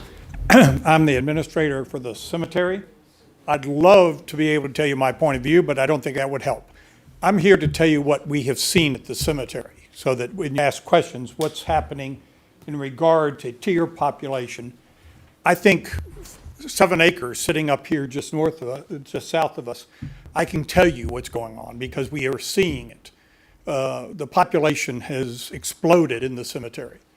I would say when I went on to be the administrator in 2016, we would see 2 or 3 deer. We'd maybe have a birth in the cemetery. Well, I remember one over a 5-year. We're now seeing 8 or 9 births in the cemetery right now. The deer are, there's about 40 deer in the cemetery at this point that spend the night there, and they're eating everything. They're eating stuff that we didn't think deer ate. So when people come in and put flowers in or plant stuff, it's gone. I'm getting phone calls, just personally, I'm getting lots of phone calls thinking that someone has either vandalized their graves, and as one guy said, well, deer don't read. She put up a sign, stop vandalizing this grave. And this guy put up, says, deer don't read. My experience just in watching what's going on and having to clean up, the afterbirth that is all over the cemetery, things like this, it's costly. No one's talked about, at this point, the actual cost of dealing with the numbers we're dealing with. If you're going to replant flowers, or in the case of the cemetery, I have to clean up, or if a deer gets impaled on the fence because they have wasting disease and can't get over a fence that is that tall, okay? Then we've got to get them removed. We've had, I won't go into it. I'm just telling you that the numbers have exponentially increased at the cemetery in a way that's costing us money. Sir. The communities that have already made a decision surrounding us, a number of them, right? They're going to call, is that correct? Correct. Southfield and Farmington Hills, their board or councils chose to use a call as the means. And I assume they investigated the many ridiculous things that are just obviously, there's no way that a community is going to be able to afford to do all the things, to make it nice for the deer to go away. I mean, that's the operations, and, come on, we're going to have an army of vets in here, and we're going to track down the deer, and we're going to isolate them, and it's going to be a wonderful thing, and we're not going to kill any deer. Give me a break. And if you've not had a friend who was killed by a deer like I have, when somebody's going one way, the deer hits the car, the deer flies over into my friend's windshield, goes right through the windshield and kills him instantly. So until you have that, and you want to save a few deer, how about saving a few lives and property damage and doing the right thing? I mean, these other communities, I assume they're not crazy. They've investigated this, had presentations, and we're wasting a lot of time. We need to cull the deer. Otherwise, all those wonderful deer are going to end up here, and we're going to have an increased population. And even if they don't, and if not one of them comes, if we don't do anything, obviously, we're going to have, a serious deer problem. And we're visiting this topic because obviously we have a problem, and there's enough people. And hostas and everything else. I'm worried about, my car every night that I'm driving around town, and I've got to have the brights on. I've got to be going so slow. Deer are all over the place. Come on, it's a safety thing. That's a good question. Do we have the numbers for the costs that the other cities approved for the call? How much it will cost them per deer or anything? Do we even have the space in Franklin to do it? I thought we'd established we didn't have open enough space, a plot of land. You do it at the cemetery. The cemetery. We have 7 acres. My question is to you. Can neighbors band together and form enough space in their backyards? Because we have big properties here. That would be up to the village to decide Great. if they're gonna put Just- a size limit. There is no size limit from us, so. Before, and then that would you be can't working hunt with- in Franklin per the charter, so this would have to be a charter amendment to begin with. Any call, we'd have to change the charter. No hunting in Franklin.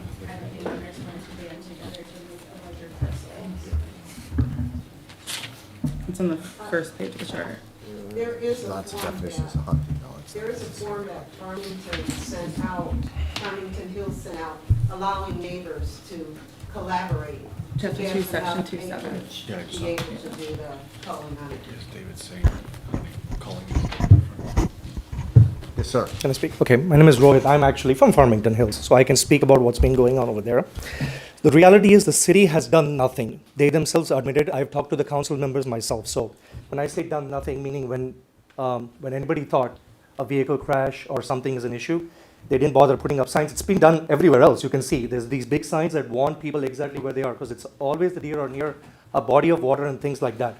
They have not sent education material about, telling people to be more aware because we put up wildlife crossing signs. And we saw that people slow down when you see that. Otherwise, everybody is speeding.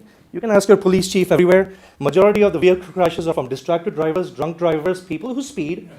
Nobody seems to be upset when you have a multi-car crash, everybody, and you have insurance that covers everything and you move on. Nobody dies from deer vehicle collisions. It's when you wake up in the morning and drive, that's the chance you take when you're around, I don't know, thousands and thousands of cars. You just accept it's an accident. One accident doesn't mean that everybody, I've been living with deer for 15 years, the families of them. I'm a motorcyclist. If anybody should be worried about hitting an animal, it's me. Not once, and I travel all across the city. I know this Farmington Hills very well. I go to Lansing a lot of time. I've been down I-75, 69. I don't have this problem that people are saying. This is an overreaction. Nobody has done any of the pre-steps that you do. That's educating residents about, even plants. That there is stuff out there in 2025 with the internet age. I'm surprised people don't know. There are sprays and all these things that are weather resistant. They stay all year round. You have to, let's find out which one you have first, because when I tell people about the brands. Time out. Excuse me, sir. Yeah, I'll talk, yeah. So what I'm trying to say is you have to do the work before that. And even with the example brought up where it's concentrated in one area, people don't do apples to oranges comparisons. They think that when you're trying to manage the populations everywhere, no. If there's a certain area, one particular area, you can work on sterilization. And that's what actually the city now, believe it or not, after everything is over, now the discussions have started. Because they realized once they started getting all the complaints in from the people and the residents, they're realizing, hey, we actually didn't do anything. Because like somebody said here, this is the first time deer are being talked about. It's being, with all the wildlife we have around here, this should have been talked about long ago. This is a reaction. This is not being proactive. So you guys have to, because it's going to cause, I live there. There are neighbors that won't talk to other neighbors now because of this. It's going to divide the community pretty badly. So what I would suggest is you guys do all the work beforehand. Don't do the mistake they did. Because now the city's scrambling. Now they're bringing in a wildlife people in, to get both sides. Brian Farmer is a hunter. He's employee of the Farmington Hills office. All right, thank you. So I just want to make sure you understand where the source is of this information. Thank you. Can I make another comment? I'm sorry, I don't feel sorry. I have a tidbit of information. I know that people talk about the culling and there's, benefits of giving meat to a food bank. So about a month ago, I had to assist a neighbor with a deer that got caught on her fence and the police had to come and put it down. And our question was, can we give this meat to a food bank?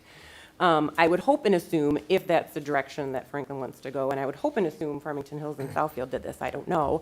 But what I was told with animal control when he came to pick up the deer was that the state regulates, you have to have like a license to kill the deer and bring it in. It has to be tagged. It has to be cleared of disease before any food bank would take it and give it to the state mandated food pantries.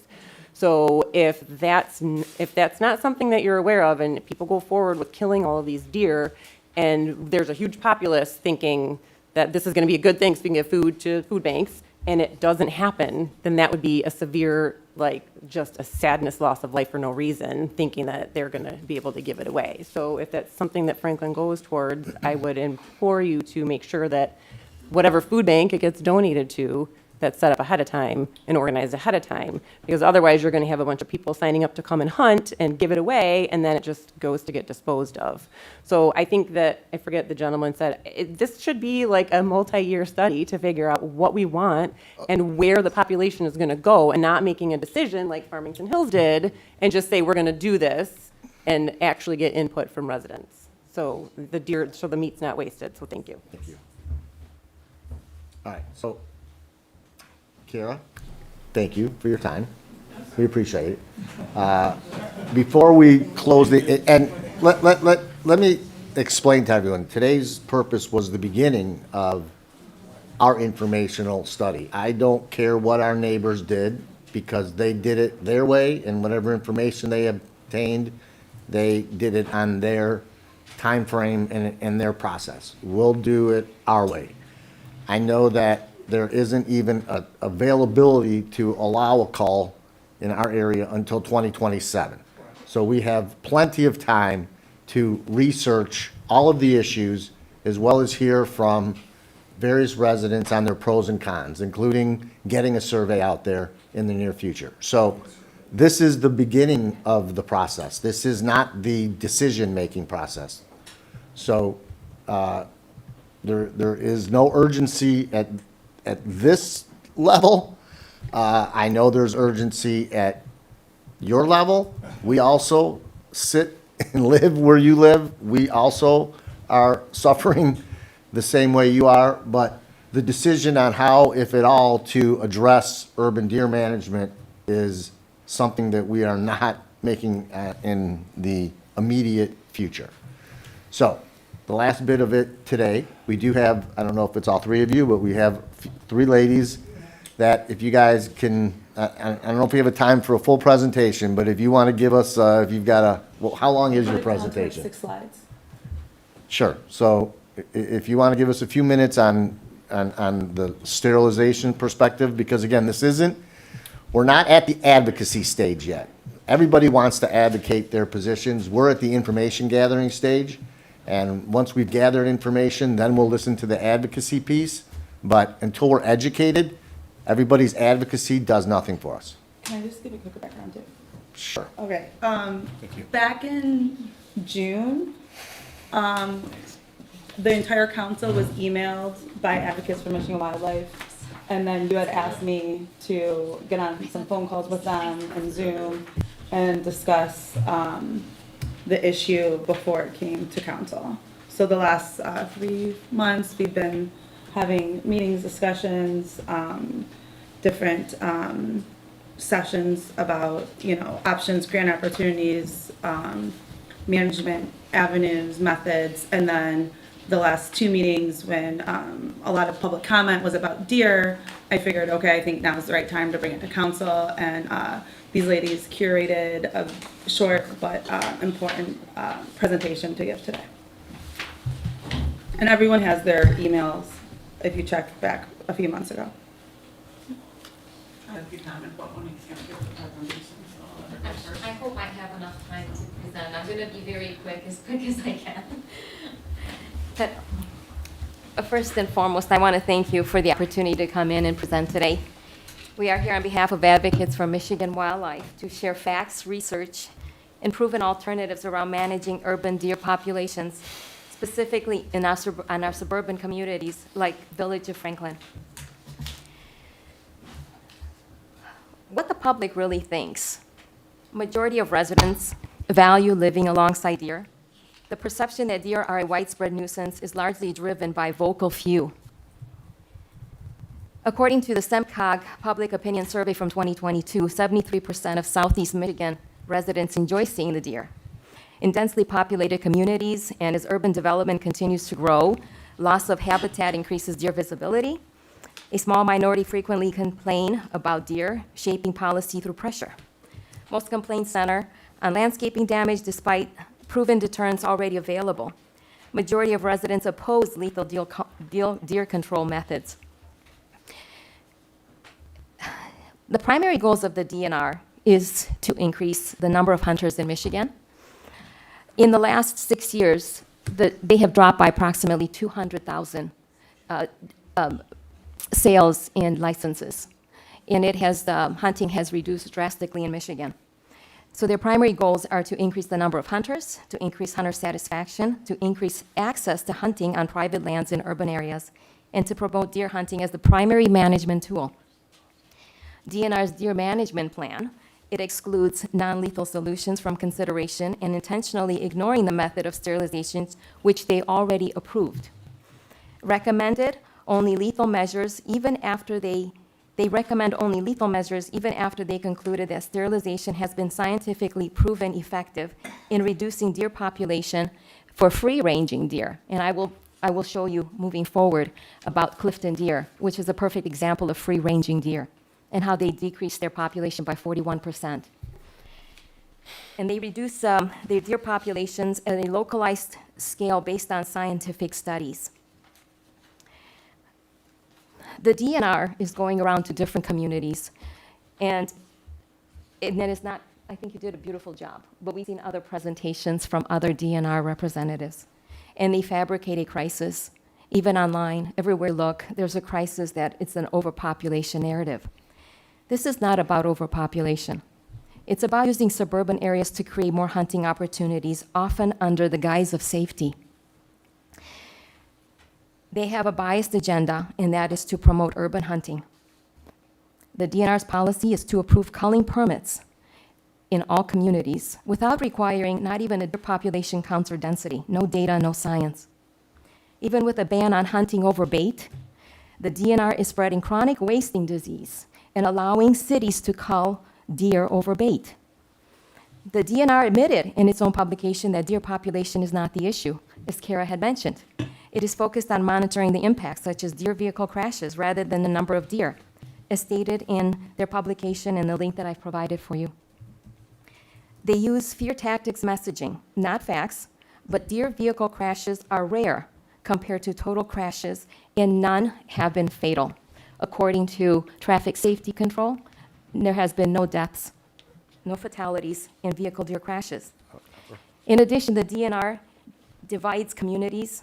So, sorry, because I know I want to give you the platform to have a presentation, but to the extent that we're doing advocacy, it shouldn't exceed that the public's given. And so if you want to present on facts around sterilization and why that makes sense so that we can educate ourselves on sterilization, please focus on that. Yeah, I was just Okay. about to, thank you for that, David, because I'm under the, again, we're not the advocacy stage, and we're certainly not in the position to be criticizing the Department of Natural Resources, who's only here to give us information. So to the extent you're gonna provide us information on facts about sterilization as an alternative means of controlling deer population, please focus on that and not trying to advocate why you think it's better than another. We just are looking for factual information about sterilization. Kara gave us some information. To the extent you can supplement that, that's what we're looking for right now. Okay, no problem. I'm glad that I provided you with the other information for your review, because I wanted to just give you some other data. Well, you need to give us a source as well, otherwise it's just Oh, Right, absolutely. so- You don't have to respond. No, you don't. To us. Okay.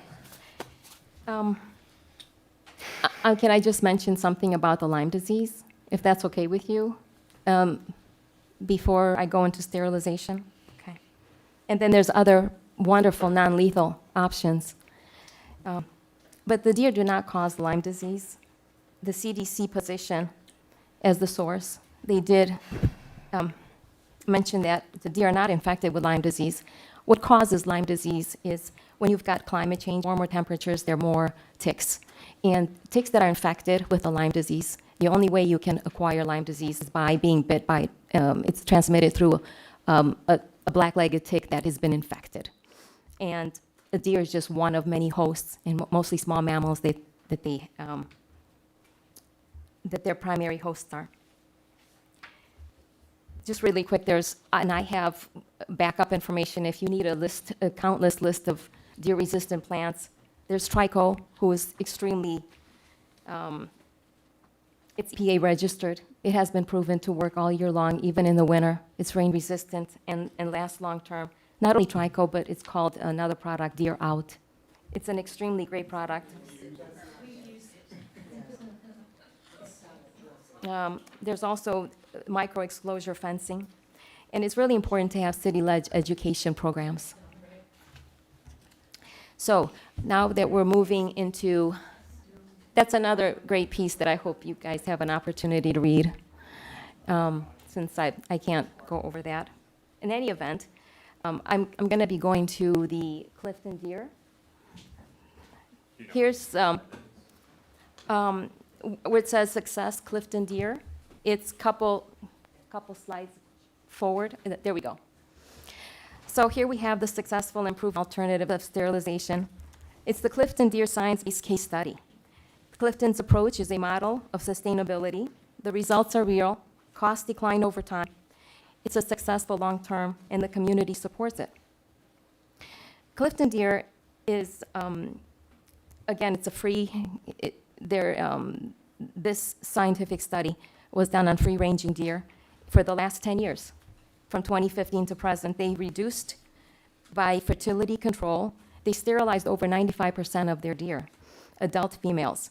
It's a one-time treatment, and the annual decline was approximately 6.5%. The population was down by 41%, and the population continues to decline for two reasons.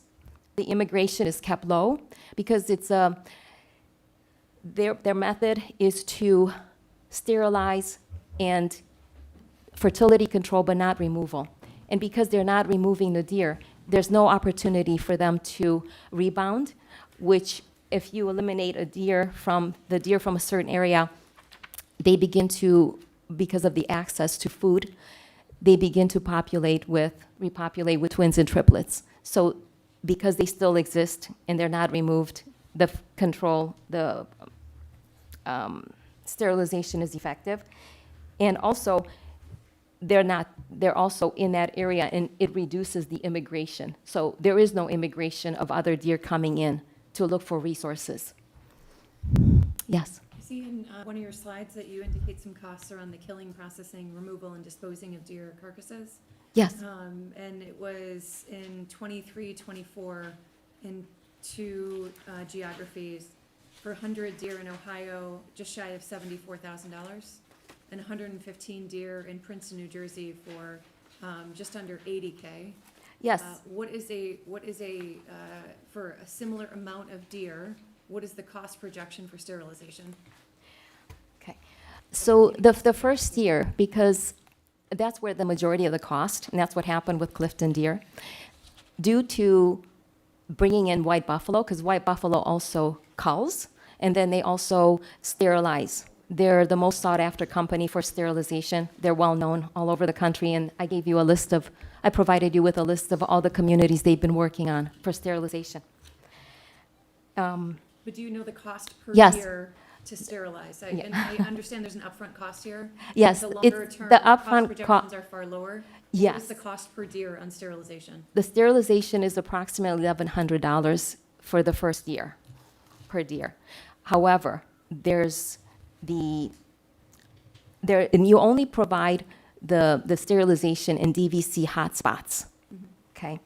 But after the initial year of sterilization, their subsequent years will be significantly reduced because the majority of the cost in the first year, they get trained by White Buffalo. They also trained other veterinarians. In fact, in Ann Arbor, the same veterinarian that was working with White Buffalo in Ann Arbor, they also learned how to sterilize. They were trained. They also have local volunteers that become darting specialists. So their investment is into skilled local volunteers.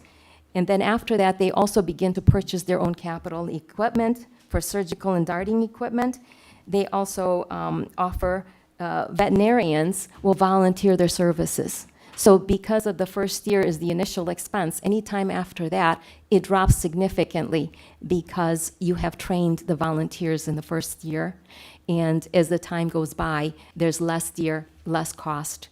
And with volunteer involvement, it reduces it dramatically and significantly. And so one-time procedure.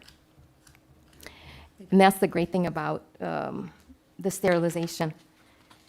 And then, sorry, had a question that you probably are most educated on around benefits to doing sterilization of females compared to males. They do offer it for males.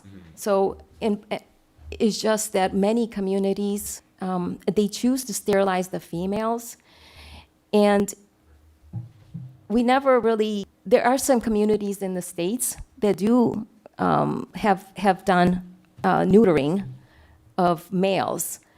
But I don't understand, at this point, I really can't give you a straight answer as to why. So there's not like a strategic, No, there isn't. And the difference is that when you go in and spay a dog, a female dog, they remove the uterus and the ovaries. Whereas with the ovariectomy of sterilizing, they only remove the ovaries. So it's not as invasive as a typical spayed program that they have for dogs and cats. But they still are, there's an incision, Yeah. like an Yeah. abdominal wall. I just wanted to add to what she said. I talked extensively with the White Buffalo in regard to this topic of the males versus the females, and essentially female deer, they tend to live more in the same area for their whole life. Yeah. So if you have a hot spot where there's a lot of, deer activity, it's gonna be mostly the same females, where you have the males traveling through the area, they may be from other areas. Right. And also, you just, in general, because the females are the ones who are actually Folks, having. can we Guys, quiet can we get a down, little please? quiet back there? Thank That are you. actually having the babies, they can end up having them from any bucks that are traveling through, so they just do the females that are in the areas. Okay. Because like, unless you're in a closed environment, like, they did it, I think it's Staten Island, where it's like an actual island. Yeah. And they did both, Okay. but, Okay. just because of the cost involved. Right. In capturing each of the deer, it's just more effective to do the females, and that's why they do that. And then the surgery itself is actually done within an hour. They capture the deer. The surgery itself is only about a 20-minute procedure, and then they return the deer back to where it came from, give it an agent to wake it back up and watch it, as it comes back to make sure that it's, fully awake before it gets back out on the road. And so that's why they typically do just the females, because they just want to get the ones that are in those key pockets. okay. Yeah, the DVC hotspots, and that's where the focus is. And by the way, deer have a range of about 1 square mile, female deer. Okay. Last question for me, is there a tipping point of sterilization where if you don't achieve enough sterilized does, let's say, the remainder of the population locally will start to pick up the slack and breed Well- exponentially? Is there a percentage of sterilization you'd have to achieve in order for it to be? It's ideal to have approximately 95% of female deer in those certain hotspots where there's high DVCs. And then once you do that, since they don't travel beyond 1 square mile, there's no immigration because the deer exist, they're not being removed. Just one more thing again to add on that too, sorry. No, please, But, because I'm forgetting, I'm very. Sorry, I'm not forgot what I wanted to say. Migration patterns. Yeah, so because Franklin is such a small area, you're not gonna have, like a high volume of deer that would actually need to be, sterilized. It's, I think 2.6 square miles. So even if you were at the maximum number, like Farmington Hills said that they have up to 80 deer per square mile, most of their square miles are really, if you look at their actual deer map, it's like 1 deer in this square mile, there's like 5 in this square mile, and there's like literally 2 square miles out of the 36 square miles that actually have the High 80 deer per concentration. square mile. Franklin's gonna fall somewhere in between there, either at the 80 or they might be at the 1, so. But if you assume they have 20 deer per square mile, or 40 deer per square mile, out of those, only half would actually need to be sterilized, so. And then the incremental cost difference between culling the deer, which would versus sterilizing the deer, just for the first year alone is about a $300 maybe difference per deer. So if you multiply that out by 10 or 20 deer, it's gonna be like a $2,000 or $4,000 difference the first year, but then going forward is where you see the cost benefits, because, the first year you might sterilize 20 deer, where the second year you might only have to sterilize 3. Yeah, last question too, and this would require capture of deer potentially on residents' properties. So we'd have to, and like if you're trying to find these hot spots, you would have to get pretty wide participation from a large amount of residents within Franklin, I would assume. Well, actually, what happens is subdivisions, it's only 25 miles per hour. So you don't see DVCs in subdivisions. You see them on a main road.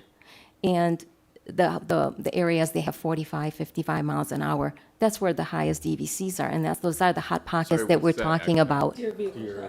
Oh, The deer vehicle crashes. No, So I that's, mean like to achieve, to capture a deer, in a village like Franklin, you would have to go, and it's largely neighborhoods, so you'd have to get, how much participation would we have to get from our residents to achieve the level of sterilization needed for this to be effective?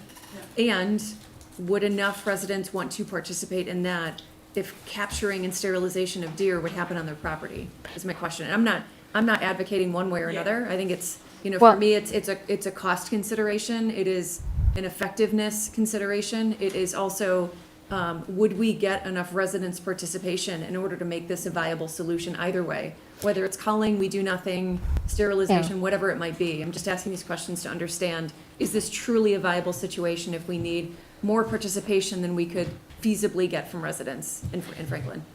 That's all I'm getting at. I have no. Well, a great deal of residents, based on the public survey that we've done, a number of people do enjoy seeing the deer. So. No, I in- understand, we understand that, and we probably need to move on. And this is great data. Again, we're in this capturing of information stage so that we can decide what is a feasible solution.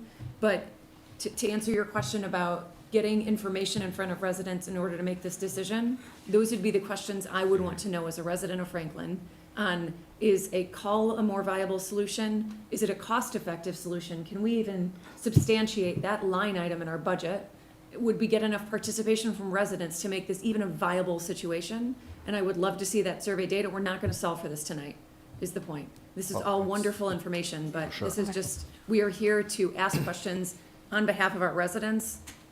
There's no advocacy position tonight. And I would imagine, sorry, I just have one last question. I'm guessing I already know the answer to it. Because it's a year-over-year activity, are they tagging ears for the deer? Tagging the ear of the Tagging, deer? yes, do tag the ears. So that they know Because they, which ones have been sterilized? yeah, they keep track of them. And the great thing about sterilization, it's a one-time procedure.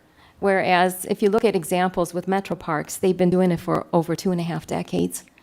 And and they haven't been successful at reducing DVCs, and they haven't been reducing the population. And if you even look at, there was one other slide, if you don't mind, which is so important that I wanted to run by you. If you look at the percentage in perspective, only 5% of the car deer accidents involve deer, with no fatalities reported. That's the one where it says, do we have a problem in Oakland County? So in Oakland County, only 5%. Out of 35,951 crashes, only 2,024 were deer-related.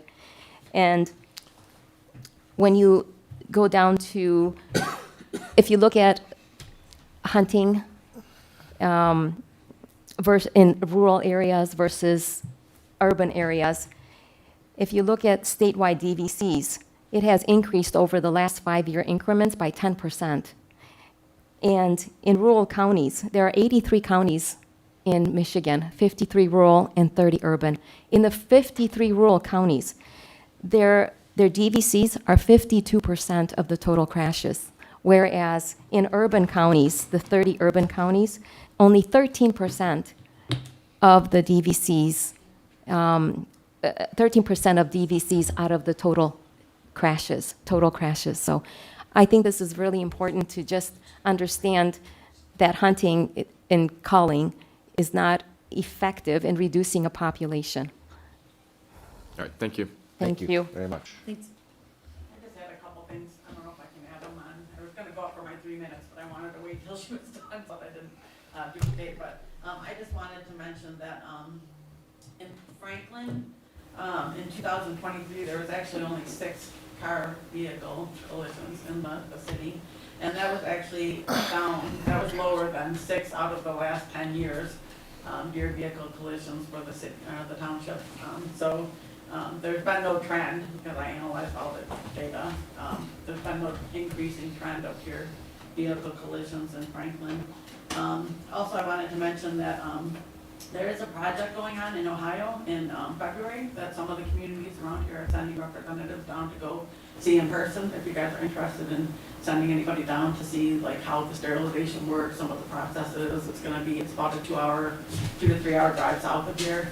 And they're gonna actually be doing 3 communities down there where they had previously done one, but now they have 2 other cities joining the project where it's a sterilization project. So if you guys are interested in that, just let me know and I can get you in contact with the person in charge of doing that. There's also veterinarians that are going down there to get trained on Yeah. sterilizing, Yeah. even rehabbers. And then the last thing I just wanted to say is, like, again, with the size of Franklin, the number of deer that would have to be sterilized would be very small. And, the company that does it, White Buffalo, they've done communities, for instance, like in Kankakee, South Carolina, where they've sterilized over 200 to 300 deer in 1 week. So it's not like it's difficult for them to find them or difficult for them to capture them. They could probably do it in 2 days in Franklin, you know, I mean, they could probably catch all the deer and do it. It's not, like, we don't have to know how to do it, we just write them a check. They come, they do it, they have experience, 25 years of doing this, so it's not like it would be difficult to implement or anything like that, so I just wanted to mention those in case you guys are interested. Thank you very much. Thank you for giving us the opportunity. Yeah. Of course. Thank All you. right, thank you. Okay. So, again, we're not anywhere near in the even discussion of making a decision. I think in the next month and maybe as we move towards next meeting, we decide, because this is not going to be something that's going to get vetted out at the council level. Correct.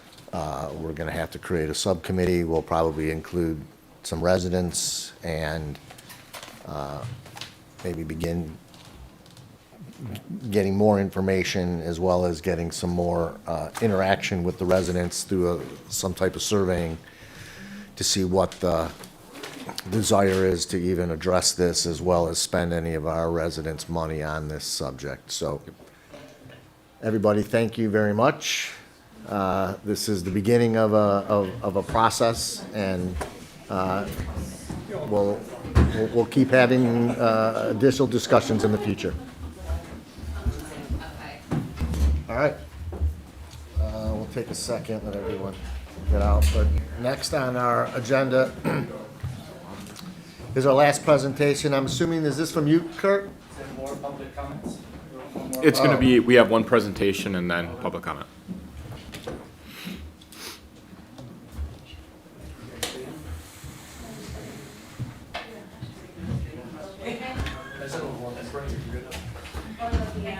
Thank you. Yeah, thank you. So Evan sent a second agenda. I think that may be the discrepancy. Thank you. Have a good night.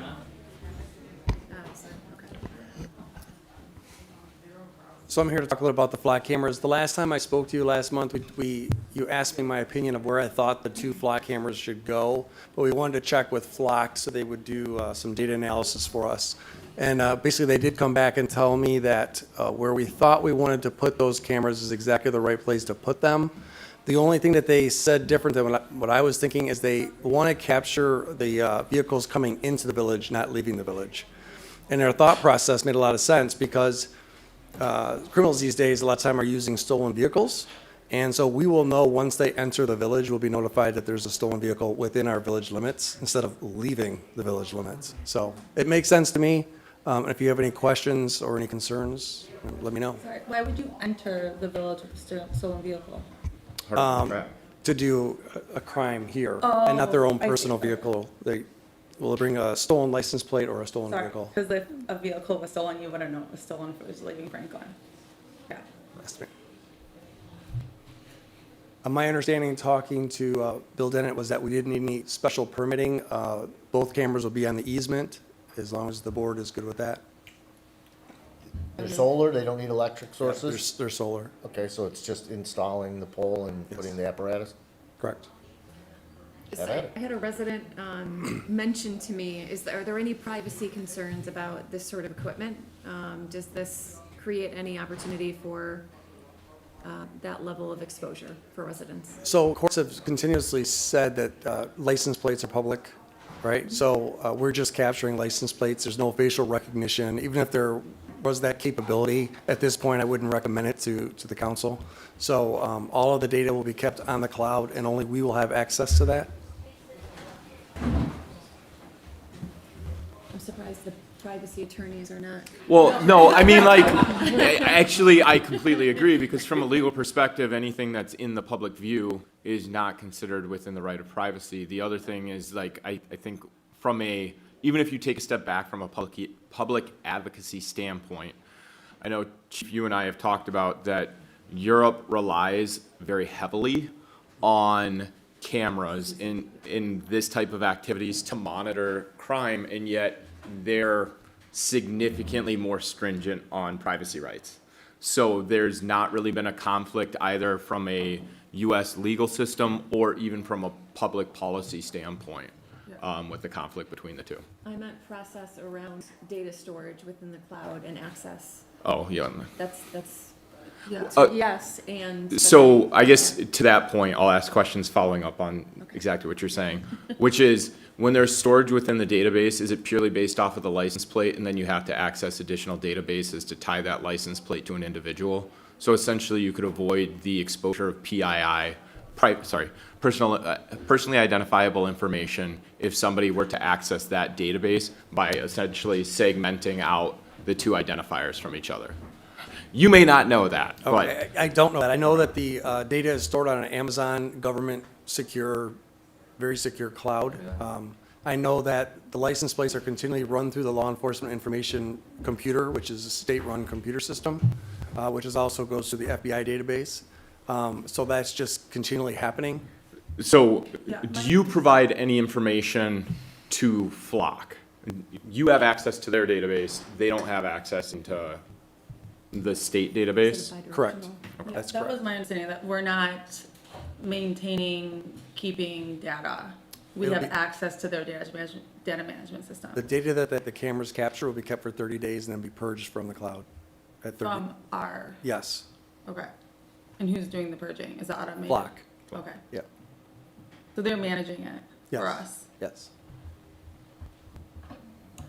And as far as like privacy, same thing, where like when you drive on a public road, you're revealing yourself too. I'm curious, is there a privacy issue that either anyone here on council or the general public is concerned about with this Yeah, I had apparatus? someone ask me about this. Yeah, Yeah, they and- saw the, and Pam did article too. in the paper and said, wow, this feels like an invasion of my privacy. So I know, Someone had mentioned yeah, that to me. Ferndale Big right now is Brother. having this conversation. I think it's fine to have that conversation. Yeah, There's completely agree. concerns. I'm comfortable with it, and as long as you're comfortable with it. I think if we realize down the road that this is not something that we want to continue to partake in, then we can look at that. But the information that's being gathered, it's not it's information regarding someone's driver, their Their license License plate plate. and their vehicle description is what it's capturing. Correct. right. So unless that, one of those two factors triggers something that would cause an investigation, nobody's personal data would ever be. Well, I think it was facial Access. recognition, it was, like, where is this information kept, who has access to it, and what But information is being captured. none of this is going in, neither of these devices have the depth or distance capacity to reach someone's home, correct? Even someone's They're pointed personal in the middle, property. basically they're pointed in the middle of Franklin. So again, if you're driving on a road in the public, you're open to the public. You don't have any privacy entitlement. Someone can take a picture of you anytime when you're. We have multiple residents right here in Franklin where their personal cameras are pointed in their neighbor's yards, towards the neighbor's house. As long as they're not going into their bedroom or their bathroom, there's nothing that we can do. And I about respect the that. question, I'm not diminishing the question, but this is not anything where like it's going, you could see to someone's house. It would literally be, you drove past the camera, whether you're a resident of Franklin or not, it's gonna pick up that information. Correct. Okay, so, all right. It wasn't, to be clear, it was not me asking the question. No, I get that. I don't mind the was asking question. No, I understood that. I wanted to make sure none of us up here really were concerned that this is a privacy issue. So for this location, Have an it's, Alexa. it's going to be on, like, up off of the intersection rather than at the intersection? Correct.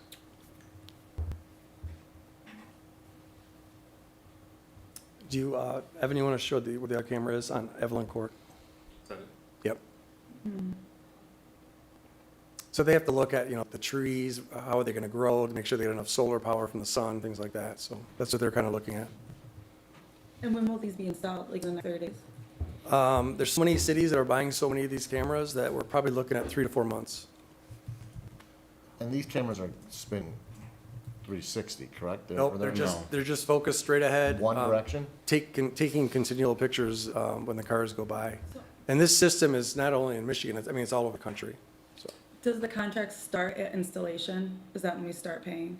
I already paid the invoice, so, I'm sorry, I already signed the contract. I'm not sure if the invoice made over to get paid yet. And we'll be able to access the existing cameras in the next several weeks. So we start paying right away? Yes. even though- okay. And that, again, was paid out of forfeiture. So if a plate is registered in the system as stolen, and a Franklin, Michigan camera happens to capture a plate registered in another state, within the flock network, like someone would be notified. So Bloomfield Township Dispatch will be notified directly by Flock. Okay. It could be an Amber Alert. Yeah. It could be, a suspect wanted for a major crime. Those are the type of things that we're going to find when they're running the plate. So that camera up there that you've got the picture of, and now you're saying that it only points in one direction. So if it's only pointing in one direction, and we only have license plates on the rear of our cars, because you don't have to have a license plate on the front, is it? That's why he was talking about entry into the village rather than Right. leaving. So obviously, there's potential you're going to get maybe the front of the car leaving the village, but we would really have to buy 2 more cameras to both directions, which I don't think we're ready to do at this point. Will you let us know, like, how many times you use them and stuff? Sure. So one quick question though, I guess, again, if you don't know the question or the answer, that's totally fine. So back to kind of the privacy related question. How is there the correlation between this license plate belongs to not maybe stolen, because you can report stolen, but somebody who's dangerous? So they'd have a warrant for their arrest that would be tied to that particular vehicle, but that's registered to them. Got it. Okay. But David's question, I think, was right on. You're only getting the front of the car. So No, the back of the car. The back of the car. Yeah, it would be They're coming pointed into at the back Franklin. of. They're coming into Franklin from Bloomfield. You're getting the front of the car. We're getting the rear of the car. So As they go it's past it. capturing data of vehicles coming into, Franklin and 13 and Franklin and 14, coming into our So jurisdiction. this one here, a car that's going southbound that just came into Franklin, it's gonna catch the back of its thing. It's gonna This- catch the back of the car. the light- Right, and the same, okay. And the whole reason we had to do this isn't as much because we're getting necessarily great benefit from the 2 cameras that we installed. It's so that we have access to all the cameras, and that was where we got cut off from the system. So, for your guys' situation, car stolen out of your driveway, it leaves, if it goes up Franklin, one of our cameras will do it, if it goes out to Telegraph, So I would say being- between so- West Bloomfield, Farmington Hills, Southfield, Beverly Hills, and Bloomfield Township, they have at least 250 cameras with those jurisdictions. So we're pretty well covered around us. So that's what we were doing it more for again, Yeah. is they sort of played our hand to force us to spend this in order to get into the system. Yeah, I'm also interested, though, again, understanding the value of entry, to not have it on 13 Mile is losing a lot of the potential benefit to you all. Say, there is a stolen vehicle that has been within the proximity of where we're at, to the point of if somebody steals, not only are we catching everybody coming across 13 Mile, but we're also going to, if somebody steals a vehicle out of Franklin and then proceeds onto 13 Mile, it's a 50-50 chance, but at least, I just think that there might be more consideration around 13 Mile, because it's such a major thoroughfare, compared to 14 Mile, probably not gonna get that much traffic, compared to, the policy benefit. But of- isn't the hope that because of our surrounding communities, if a car flees westbound on 13 Mile, Fair. unfortunately, there's not one at Inkster, but let's hope that there is at least one by Northwestern and 13 Mile Road. So before they're gonna get to the next major thoroughfare, it's gonna get picked up there. I don't see anything at 13 and Telegraph, so There isn't one, because that's Bitcoin it's our, Farms in our right, so jurisdiction. we, Franklin, are paying for these 2, and they're gonna go in Franklin. Is Bingham Farms considering So I'm working with the HOAs over there to try to get them to purchase additional cameras. And I just talked to, Rachel and I just talked to the village president, Lisa, today about, our interest in additional flock cameras. So they haven't committed to that, but I think it's just a great tool. That's a good question, because when our vehicle was stolen, we were told that the reason why our street was easily accessible is because you could get right under 13 Mile, head straight to Telegraph. Gone. And be gone, as opposed to like Yeah. 25-mile-an-hour road, and you have to stop and stop and stop, and it's easy in, easy out. And so like the streets, it seems like, have the most break-ins are around the 13-mile Are area. there any restrictions on it being on 13 Mile, like Oakland County Road No, Commission at all? well, there would be additional restrictions that I have to get permission through Oakland County. Yeah. We'd have to make sure that the tree canopy was not gonna impede the solar panels, things like that. We certainly I can ask them, Flock, what they think about that. Would you wanna get the traffic going eastbound or westbound? And then you gotta remember, we have to be able to, it's gonna go up to dispatch, it's gonna be reported, there's a stolen vehicle going eastbound 13, and by the time we even get the message from dispatch, they're already gonna be in Bingham Another Farms or jurisdiction, yeah. farther. Do you know where the Southfield cameras are? I know where, well, I don't know where they all Or are. the closest But one I know is that there's one Franklin? at 12 and Telegraph, several.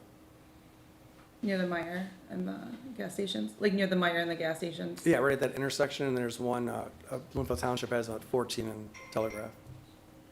Flock's requirement that quote-unquote we join, is that done by police department or jurisdiction? Like community? That's a great question. Because theoretically, you're a police department that covers two communities. Only one of the communities is buying in. That's sort of where I was getting at with Bingham Farms, which is, why aren't they buying their own two so that the whole department gets 4? And then we can get one at 13 and Telegraph, which is in their jurisdiction, and maybe one at 14 and Telegraph. Just get one each, maybe don't. Well, that's what I'm trying to get at. Is it by police department, is Flock's requirement, like, they came down on you trying to access the system, but do they realize that you represent two communities? They do. Okay, okay. But we can ask Bingham Farms. Oh, yeah, Yeah. for sure. I mean, if they're willing to do that, that would be great. I'm just curious if at some point Fox gonna go, hey, we didn't realize, you guys owe us 2 more cameras in order to have 2 communities getting the benefit of this. And when you talk with Flock, the cost of relocation of a camera. So if we ultimately, after a year, look at the data and say, we didn't get that many, like we had X amount of break-ins and we had 0 hits, probably means go to a different fishing spot, right? So what is that cost gonna be to move them? I'll find out. All right, thank you. Shouldn't be bad, because there's no electrical connection, right? Just a mounting Yeah, a pole. So that's just finding better. Jerry Johnson could Good find- solar areas, they'd have to do that whole calculation, but shouldn't be too costly, you would Yeah. hope. Okay. Okay, thanks, chief. Thank you. All right, thank you. Yep. All right, now we'll open public comments. Bashir, do you have something? Good evening, everyone. It's been long. I was falling asleep out there. So, good evening. I want to start by thanking Trustee Sulaga for continuing to ask very good questions. Last meeting, she asked a very good question about Johnson Landscaping and why we pay him on average $22,941 a month. If I look at the budget and the established budget for 25-26, and if I go ahead and add all the line items, anything relevant to building maintenance, to winter maintenance, to landscaping, to taking care of this building, we total $169,000 and change. Yet, if we look at the $22,000, $941, or not 22,000, almost 23,000, we're almost paying him $275,000 a year. We're exceeding the allocation was allocated for him. Now, when I look at his contract expired in April. So he's operating on an expired contract. And if I look at the bidding and how the contract was established, he bid 25% less than the other 2 bidders, which is concerning, right? The other bidders were 1% of each other. So we need to look into here, see what's going on. And according to Chapter 6 in the charter, you know, you have to send out another bid and open it up for bid and get that reestablished. Also, when I look at the invoices, it's very poorly accounted. Like, I see multiple attempts of invoicing for the same amounts over and over again, and constantly where the village here notes, it's like, okay, this is paid, this is paid, this is paid. Also, it's not clear. I look at the invoices, it's just not clear what's being invoiced for. The details are not clear, you know, just make sure we're not being nickel or dime there. And if you're interested in knowing why I started looking into Dawson Landscaping, in September, we had an unfortunate incident where he showed up to my property and started doing some work in the village right of way in the name of the city or in the name of the village first, until I verified that was not the case. Also, when I tried to explain to him why it was done that way, why the village made me do it and put sod in that area, he just dismissed everything, okay? And he went on to say that he knows better than I do because I'm not from here, whatever that's supposed to mean. Also, he started dropping names. My daughter is a lawyer. I'm friends with yourself, for example, or friends with Mr. Seltzer. He's not here. I cannot verify this, but this is not an acceptable behavior of a supplier or a contractor in the village. Yeah, so I wanted to share that. I'm requesting an audit, simply. That's audited, and if the contract expired, we get that resolved. That's all I have. Thank you. Right on time. All right? Okay, I've got paperwork here if you're interested, so thank you. Mr. Chair. Anybody else have public comment? All right. Next is old business. So, Peter and Rachel, we included in here the updated Metro Act application. At our last meeting, we voted to approve the application, subject to Peter getting comfortable that some of the questions that Pam had presented concerning location of the below-ground structures and the lids that would be installed, as well as whether they would be installing any permanent electrical transformers in the village. So I'm under the impression you've had communications with them and they've answered those questions? I have. What they're going to be installing are underground conduits, and that's reflected on either in Exhibit A or B, and they confirm that they will not be installing any equipment, cabinets or boxes or transformers that are above surface. And I put that in the permit under 2.1.3 that they cannot do so. And if they wanted to, they'd have to come back to village council. And I spoke to the representative from Easy Fiber, and he was comfortable with that. He said Franklin is too small of a municipality to include one of those cabinet or above-ground cabinet or boxes. But we'll still be able to access fiber optic service providers. Correct. Yeah, and there's a map there. So, yeah, which is the map that Yeah. is showing, we had two maps. One, which is this redder one that's got a couple dots. I'm assuming that's the location of the below-ground. So the second map is what they included in their application, the first map that he had sent through email. They did confirm that it will be in all the right-of-ways, and it's for both residential and commercial. So the second map there, yeah, there. So they're gonna blanket the village. Correct. So just to, again, clarify, outside of a couple very small pockets, this reflects everywhere where we will have fiber optic available? Correct. Okay. What Yeah. small pockets would not be? So you can see some of those roads, right? Well, I guess that's even a residential area. The light green reflects the extension of the road, so there may be homes that are. Those are located- driveways, a lot of that. Okay. That's pretty much so. Like a dead end? Yeah, because that's where I cut myself off, is I see like the village property, for instance, you can see there's no red there. However, there's no homes there. Same thing with, I think, the Romney Way up there, that's just gonna be the school. I mean, that's the cemetery, that one area there. Right, so I think it does cover most. Yeah. I mean, big success, because the fiber optic will improve services for our residents, so. He used the word, we will blanket Franklin with both residential and commercial fiber optics. I mean, that's There's up the no, street right there. like, Yeah. single provider that we'd have to use. No, Like, this this is- doesn't there's no monopoly. No, this is Easy Fiber. This is one carrier. Yeah. It stops right there at Franklin. That's not the end of Franklin, though, is it? For, Pretty much so. On the bottom of this map? yeah, I see. Well, That's like where Franklin turns to go toward Southfield, right? Evan, That's can at you go down like, a little bit? The map is cut off. yeah, the map's Is cut there off. more? It goes all the way to the bottom. Yeah. Farbrook? Yeah, Okay. yeah. It goes all the way down to Rosemont. Right. Gotta say, curious how, if you look at Rosemont Drive, because this is part of our, How it's all the you and way I are through? working on.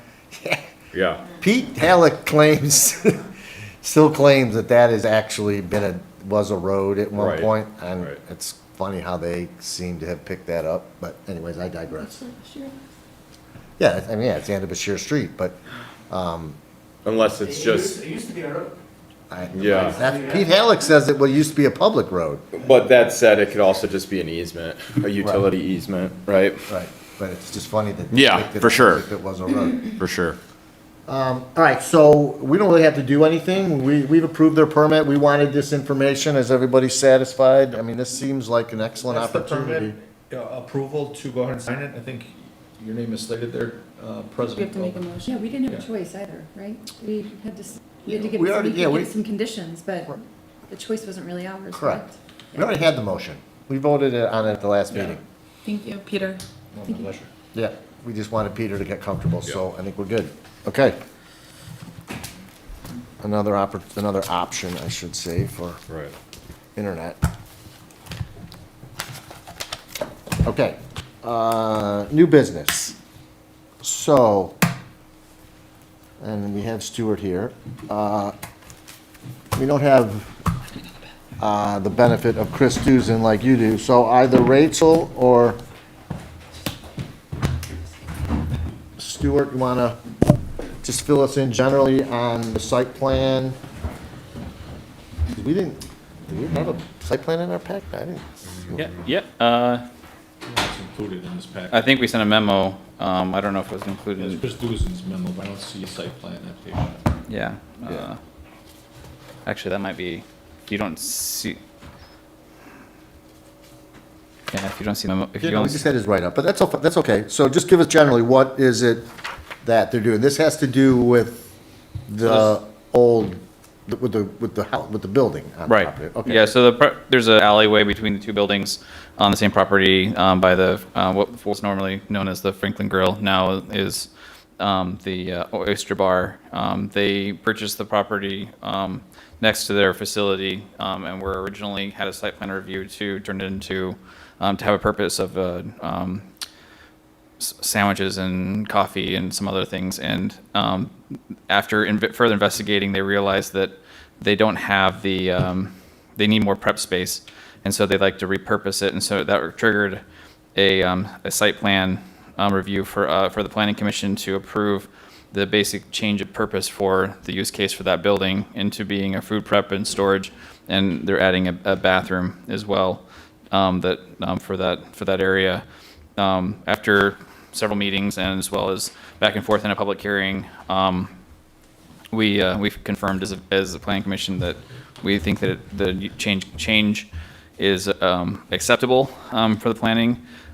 There was some concern about how we still would like to have a coffee bar or something like into it in the village, and as a business owner, we in a village, we'd like to encourage them to be successful, and if this will make them stay and be more successful, then that outweighed our desire to keep it as the purpose of a coffee location or a snack location. So that's kind of the 1,000-foot, 2,000, 10,000-foot view of how planning perceives the site plan review.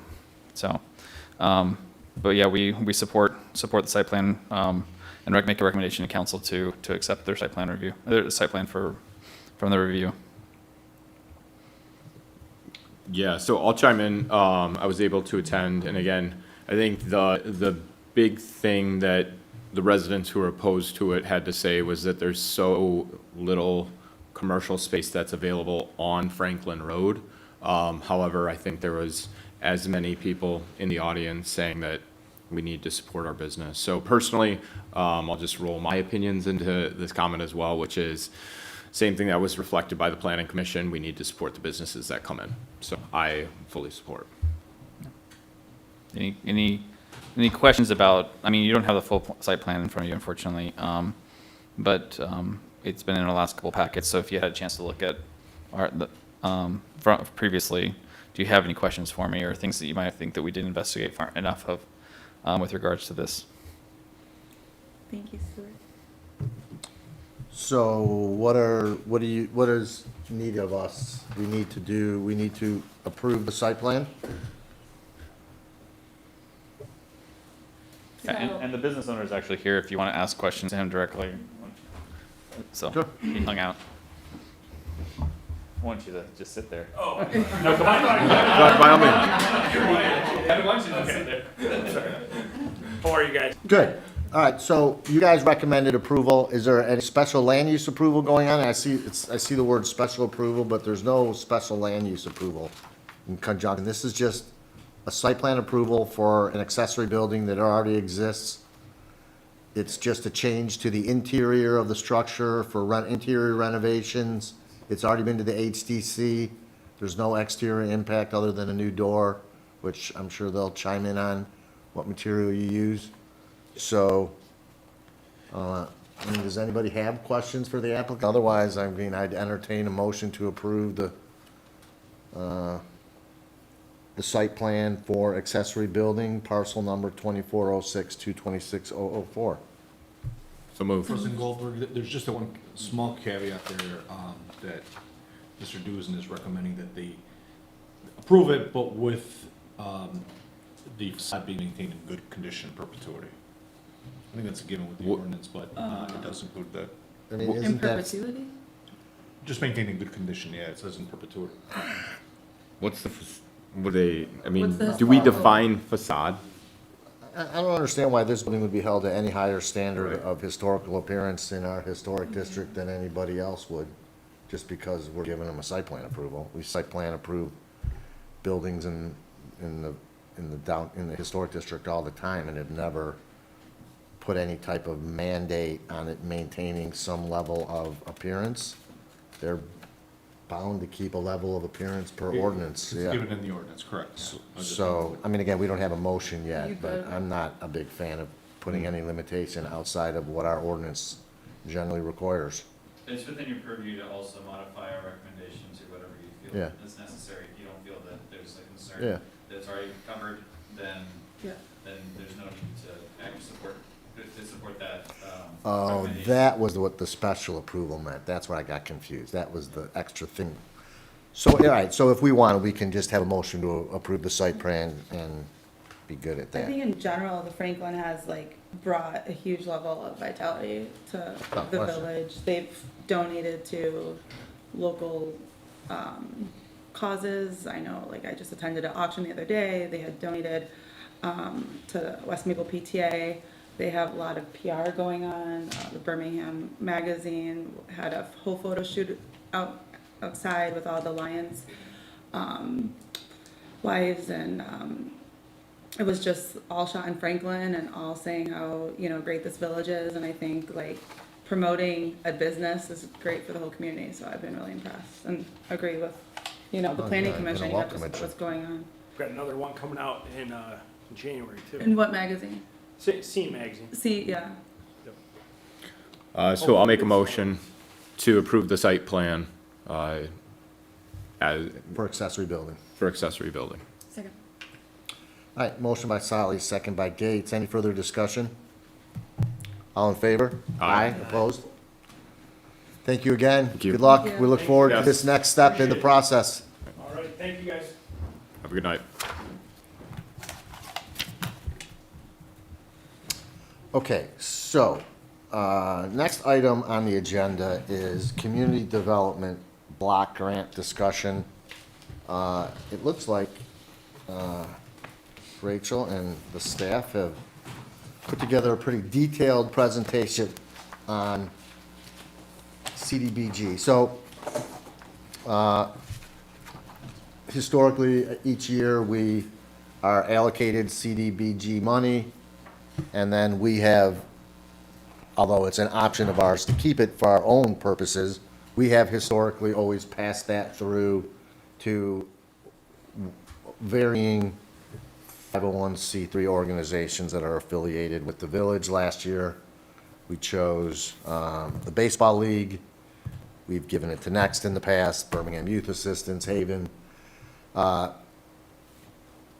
This year, with the transition in the office, I think we fell a month behind, and as it turns out, we need to give an answer to the county by, December 5th. yeah, which is 5 days before our next meeting. Typically, in the past, today would have been the meeting where we would have discussed the subject matter and made the decision and allowed the various organizations that typically ask for the money to have an opportunity to speak.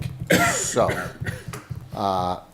this is a presentation which we can have a discussion on, or everybody can take it home with them and review it just for their own edification. I'm going to probably have to schedule a special meeting between now and our next meeting to accomplish a couple things. We need to address this. If possible, we could use that same meeting to appoint our replacement trustee so that that individual gets an opportunity to get integrated before the December meeting as opposed to doing it right then. So, does anybody want to hear anything on the subject matter right now? How much advance notice do we have to provide? Like, is there we need to balance, if there is a notice requirement, that we would balance the notice requirement against? There is a notice requirement. Do you remember? You don't know. 10 days, 15 days? It's in here somewhere. Have you already received people's requests? Not really, no, because we haven't really put it out there this year. I mean, we know a handful of, I don't want to say handful, I would say one or two people that have already asked the village for money on other matters, not necessarily CDBG. That's something that we're going to have to discuss, is to what extent are we going to have CDBG money, as well as to what extent do we have other money in the budget for allocated other places that we could shift to assisting some of our other community I would partners. like to announce that today, I opened up our post office fax and we got our notification from the IRS that the FCA has been reinstated into having. That's great to hear. Our filings. That's wonderful. Congratulations. Yes, good job. So, And now we're eligible. The playground connection. Are we gonna bring that up in infrastructure? 'Cause well, so, we're recommending like 4,000. so just a couple items that are out there and things that we need to discuss as a council with regard to things that didn't get into this year's budget that we have considered in the past, and are we gonna consider them for this year? And if it's an issue of yes, we have allocated money in the budget for special projects, which if we had to use that, if we wanted to consider some of these other items, special projects. But just to give everybody a 30-second refresher on where CDBG has evolved over the last few years. So the amount we get has been pretty much so the same, about 7,500 has been about the number we've been getting the last few years, probably based on population or something. If you recall, maybe 5 or so years and prior to that, almost predominantly, there were only 3 organizations that had really been coming in regularly to ask for money. It was Next, which is our senior center that represents the Birmingham community, including Franklin. There was the Birmingham Youth Assistance, which is another organization that assists youth within the community, usually youths that are a little wayward and have found themselves into various types of criminal or civil types of infractions. And then the third was Haven, which was an organization that was dealt with abused and women that were in need of help. it was always an unfortunate thing to have to deal with, because there'd be three organizations, all of which were very needy, and we only had 7,500 to allocate to one. We had talked about, and in times in the past, had worked at bifurcating it, and the amount, when you split it up, is so limited, and the extra workload that we were told it put on the staff to do that bifurcation made it not fair. So, or made it not worthy, not worth the money that we were spending on allocating it was more than what we were giving away. So we made a decision about 5 years ago that Next couldn't keep getting this every 3 years. We would give it to Next 1 year, and then Birmingham Youth, and then Haven, and then it would sort of rotate. So our Next representatives were telling us that's not working for Next. We may need to have a little more regular financial support from us. So we have regularly, for the last few years, been putting in the budget a $10,000 allocation to Next. When we started, once we made that allocation, Next was still coming in and asking for CBDG. That was when we kind of told them, well, guys, you guys are getting your $10,000, that's your annual stipend. We're not also going to be in a position to give you any more money. So they've sort of, and respectfully, I don't want to say respectfully to them, but the Haven, I think, found themselves getting the short end of the stick a lot, and after a couple years ago, just kind of stopped applying. But when Haven stopped applying, other groups began coming to the forefront. I know the FCA has asked for support for benches and things like that constantly. There's always improvements that could be done to the FCA. So there's always things that the FCA could use money to assist with. And then more recently, the Franklin Baseball League has gotten involved. Then this last year, the preschool, another charitable organization who maintains, from the church's perspective, is the one financially responsible for the playground, they've asked us for money. So, and then so we've got the baseball league and now the playground, but there's also Birmingham Youth Assistance, which 2 years ago, when they had come here to speak with us, and Kurt sits on the board, they're a major part of the particularly the high school community, both Groves and Seaholm are, where a majority of the cases come from. They've been asking us for some regular contribution. And at one point, we had discussed also making the Birmingham Youth Assistance a standardized allocation in our annual budget, like Next was, to eliminate those two organizations from having to require coming to us and getting an occasional CDBG grant to being a regular part of our budgeting. This last year, that I believe Rachel and Teresa will confirm, but I believe only the Next allocation found its way in the budget, nothing allocated to Birmingham Youth Assistance. And we gave it to Franklin Baseball last year. And we gave to the Franklin Baseball League last year. So in the course of the next couple weeks, as we have to come up with a decision, we have to decide on a couple things, which is, one, what are we considering for this year's allocation?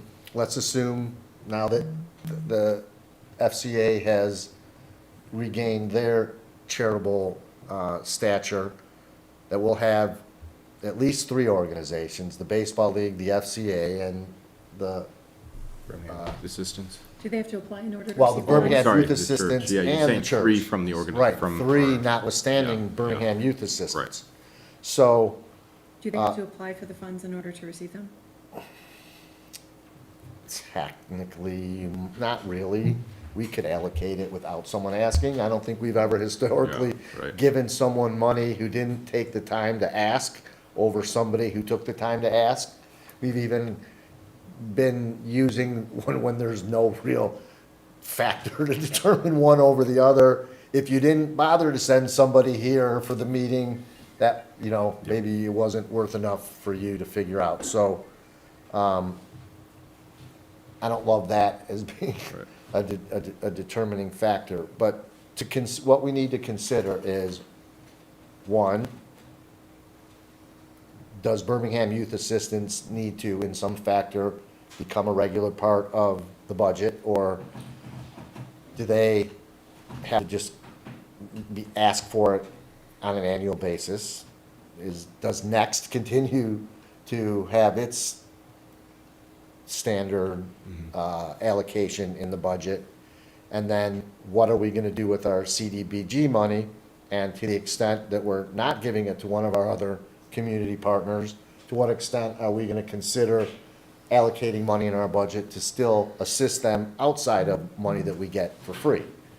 The church, in numerous capacities, are huge partners of the village. I think we've already all agreed that their playground serves the entire village, including the entire baseball league, because for every parent, I want to say every, but for a majority of parents that go to a game to watch their kid play, they have two other kids that they brought to the game that aren't watching the game, that are playing on the swing set. So, we have to be cognizant of the preschool and the church's playground and the church's baseball field. And then on top of that, historically, the church and the village have had a contract regarding the parking lot. That contract expired in 2019, under which we were giving them money on a regular basis to maintain the parking lot as well as do regular fix-ups. That contract has not been in place for 6 years now, and we have not been contributing to the church. Kathy might know, but I thought that the same agreement that we had with the church, the FCA and the Little League at some time had the same, their license agreements. The license was, you give us some money to contribute towards maintenance, we let you park in our parking lot, whatever. And it also changed into a donation. Right. Many years ago. Right, so now we're not contributing anything to them. I think I mentioned it at the last meeting, we got a letter from the church saying, hey, thanks for the $4,000 that you guys contributed, although I don't recall, I don't think we ever approved it. I think our prior administrator might have made that promise, which is okay, but clearly that group is also in the need of some level of financial support. Or do we go back to some type of arrangement with them, because in theory, they could any day say, stop using our parking lot, all of you, and that would be, as we know, catastrophic to the village. So Also bad optics. Would they ever do that? would they do that? No. But And that's the same thing for the preschool, like, they're not gonna. there's equally bad optics if we continue to ignore their needs and we continue to use their property unfettered. And I'm still probably pretty sure that overall, there's probably more residents and preschool parents and others using the parking lot than just their parishioners that come 1 or 2 days. So park up just today for this meeting. And the same thing with the playground, like, they're not gonna put a fence around it, but their preschoolers are only in 2 hours a day during September to May, and they're 10, Right, 2-year-olds, but so- they're not using the majority of the time. I guess the bottom line is, we can't just rely moving forward on CDBG money as the only way to contribute to our involvement with all of our community partners. So even though CDBG might be one free means of helping a particular organization in any given year, that doesn't mean that during that same given year, we don't have these other organizations that need to be in consideration. And I'm not asking for an answer today, but something to think about when we come back here in a special meeting in 2 or 3 weeks and have to make a decision, and Evan will send out, Evan and Rachel will send out notices to our typical partners that have been here in the past, and we have to suffer through that painstaking, because you want to give them all money, and you can't. So be prepared for, that's what's coming down the pipe again. One of the discussions that the infrastructure committee had was and aligns with the new procurement policy, was not making contributions to charitable organizations, but paying for something. So paying for the mulch or paying for the resurfacing. So you're not actually contributing, but you're and you have control over what they're spending it on. So you're not just giving $5,000 to the church or $4,000 to the preschool, but you're paying for $3,600 for mulch and sand. So that way it goes towards that and it's not being stockpiled. We felt more comfortable with. Agreed, and to the extent that we are giving an organization money, most organizations, as well as the grantor themselves, can specifically allocate where that's going to. I don't know if CDBG money, once we give it to an organization, we can control what happens to it once it touches their books. But yes, absolutely, we need to consider that exact situation, is what type of arrangement do we need to have with the, with the preschool on a regular basis? Do we have an ongoing relationship with the baseball league, and then, an ongoing relationship with the FCA? A couple questions for Rachel, if you know them. If not, we can follow up after. But if we, as the village, took the CDBG funds to pay for something, would we still have to post public notice for a hearing, or is that if we're only looking to take the third party? Yes, we need to post the public notice. It's a 10-day notice before the date of the hearing. Okay. And we do need to post that. We've held a public hearing and have decided to keep the funds for ourselves. Okay. Then the second question is if we award it to an organization, do they have to have a proposal that has some specific thing, or can it just be for I'll use the example of Birmingham Youth Assistance rather than saying directly for mulch, just general operation of services? I will verify Okay, that. that's totally fine. Yeah, totally fine. Thank you. Based on what we've done with Next and Birmingham Youth Assistance in the past, we've never put any specific use towards it. Yeah, And I the don't only think that's reason ever- that I'm bringing that up is, granted, I was looking at,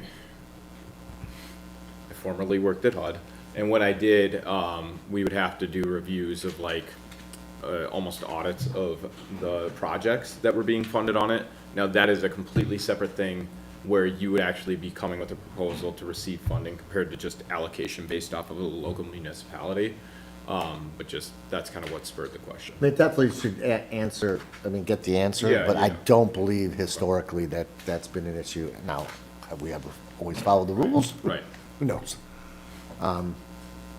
Okay, so, I'll reach out to everyone kind of separately, just kind of get a straw poll on when everybody's schedule works, whether it's 2 weeks or 3 weeks from now. We gotta have 10 days notice no matter what. Maybe Rachel, you and Evan can maybe reach out to the couple organizations, baseball league, see if there's a particular day that works. What have we usually, we have not gone back to Mondays, have we, on our special meetings? Does any day work better for people? Just mindful of the holiday, Yeah, I was gonna Thanksgiving say, coming up. maybe not 2 weeks from now. Oh, God, That's yeah, I forgot about Thanksgiving that. holiday, Right. unless you want my whole family to Last- show up here. I think that it was during a regular council meeting that we heard from the CDBG. It's allocation. not possible. Oh, I know, I'm just saying last time Right. it was during a regular council. So, hold on, let me just look at the calendar for the month. So today's the So 10th, the next week is the week of the 17th, the week of the 24th is 27th is Thanksgiving. Yep, so, the week of the 1st, Right, the so we 17th. have to have the answer by the 5th. Our next meeting is on the 8th. So, yeah, we could first, second, or third of December, maybe with that Wednesday. The 3rd.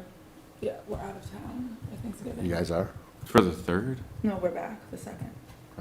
Right, that's why, right, Wednesday's the middle of the week. All right, we'll tentatively look for about the 3rd. Do a special meeting and cover CDBG. I'm gonna be out of town. You gonna be out of town? Yep, Grand Rapids. All Or right, in the 4th, and the 4th. probably All right. the night of the 2nd through the 4th. Okay. And you guys are out of town too. We leave the Wednesday before Thanksgiving. Okay. If we, And we need 10 days' notice no matter what, so even if we did something today, we couldn't even do it before the 20th. Okay. 24th. yeah. It might be the day. Because that gives them all week to get the notice together, get it out on the 13th for a meeting on the 24th. This is a single agenda, like, yeah. Correct. Okay. Uh,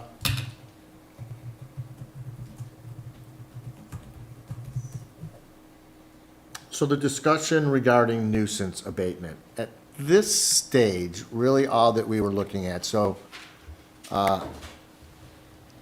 Planning Commission gave us a chart. The chart circulated for a little bit. I know Dan did some homework and had it updated a little bit. Chris circulated a new memo from September, which with the addition of these red items was for the most part the same. That chart right there, leave that right there for a second. So Stuart, Planning Commission. You identified all these as areas that either we cover or other communities cover. And we as a council, and what we're gonna get submitted to Evan, hopefully with all of us separately within the next week or so, is at this stage, it's really more of a yay or nay for us. One, inoperable junk or abandoned motor vehicles. Explanation of what it's designed to cover. It tells us whether we currently cover it. That next column, which is blank, what every one of us needs to get to Evan is for one, and at this stage, it isn't, it's just very more generic yes or no, is yes, I think this is an area we should continue to have ordinance that cover, not getting into the details of how it's covered, but just yes, we should continue to do it, or no, we don't need to cover this anymore, and in the areas where we don't cover it, are these areas where we want to begin covering it. Once we've identified the subjects that we want to address, then we can do deeper dives into each one of them and determine, do we already have an ordinance section? If we do, is our ordinance section sufficient? If it isn't sufficient, does it need to be amended? Or, in the alternative, if we don't cover it at all, do we need to, and we want to cover it, we're going to have to write language to cover it. And then the last item is, we might have to defer to how they do it in other communities, but it seems like ours is scattered all to the wind. Yes. And do other Consolidation. communities bottle the edges and bring them into one or two ordinances that cover all of these subjects? Right, so a member of the community could go to our ordinance sheet and say, what are the nuisances we have to look up for, rather than read through the fence ordinance or read through the vehicle ordinance or anything, and then have to then cipher out what is considered an inoperable or abandoned vehicle or something like that, So right? you guys would recommend, We would recommend consolidating Consolidating, nuisance, for yes. sure. But I think one of the things that I'd like in this discussion that council has is to discuss also enforcement of what is already an ordinance in the village. The challenges that we run into sometimes are just, they're not being enforced. And so if we have a ordinance that covers inoperable junk or abandoned motor vehicles, and that's happening in the village, is that happening in the village, and are we not enforcing it? But then at the same time, you know, there's a hole with recreational vehicles. They're not included in that same ordinance. And so in that case, you know, then there's no strength for enforcement because there's nothing to enforce. I think that's something that we've talked about, and we've talked with Don about.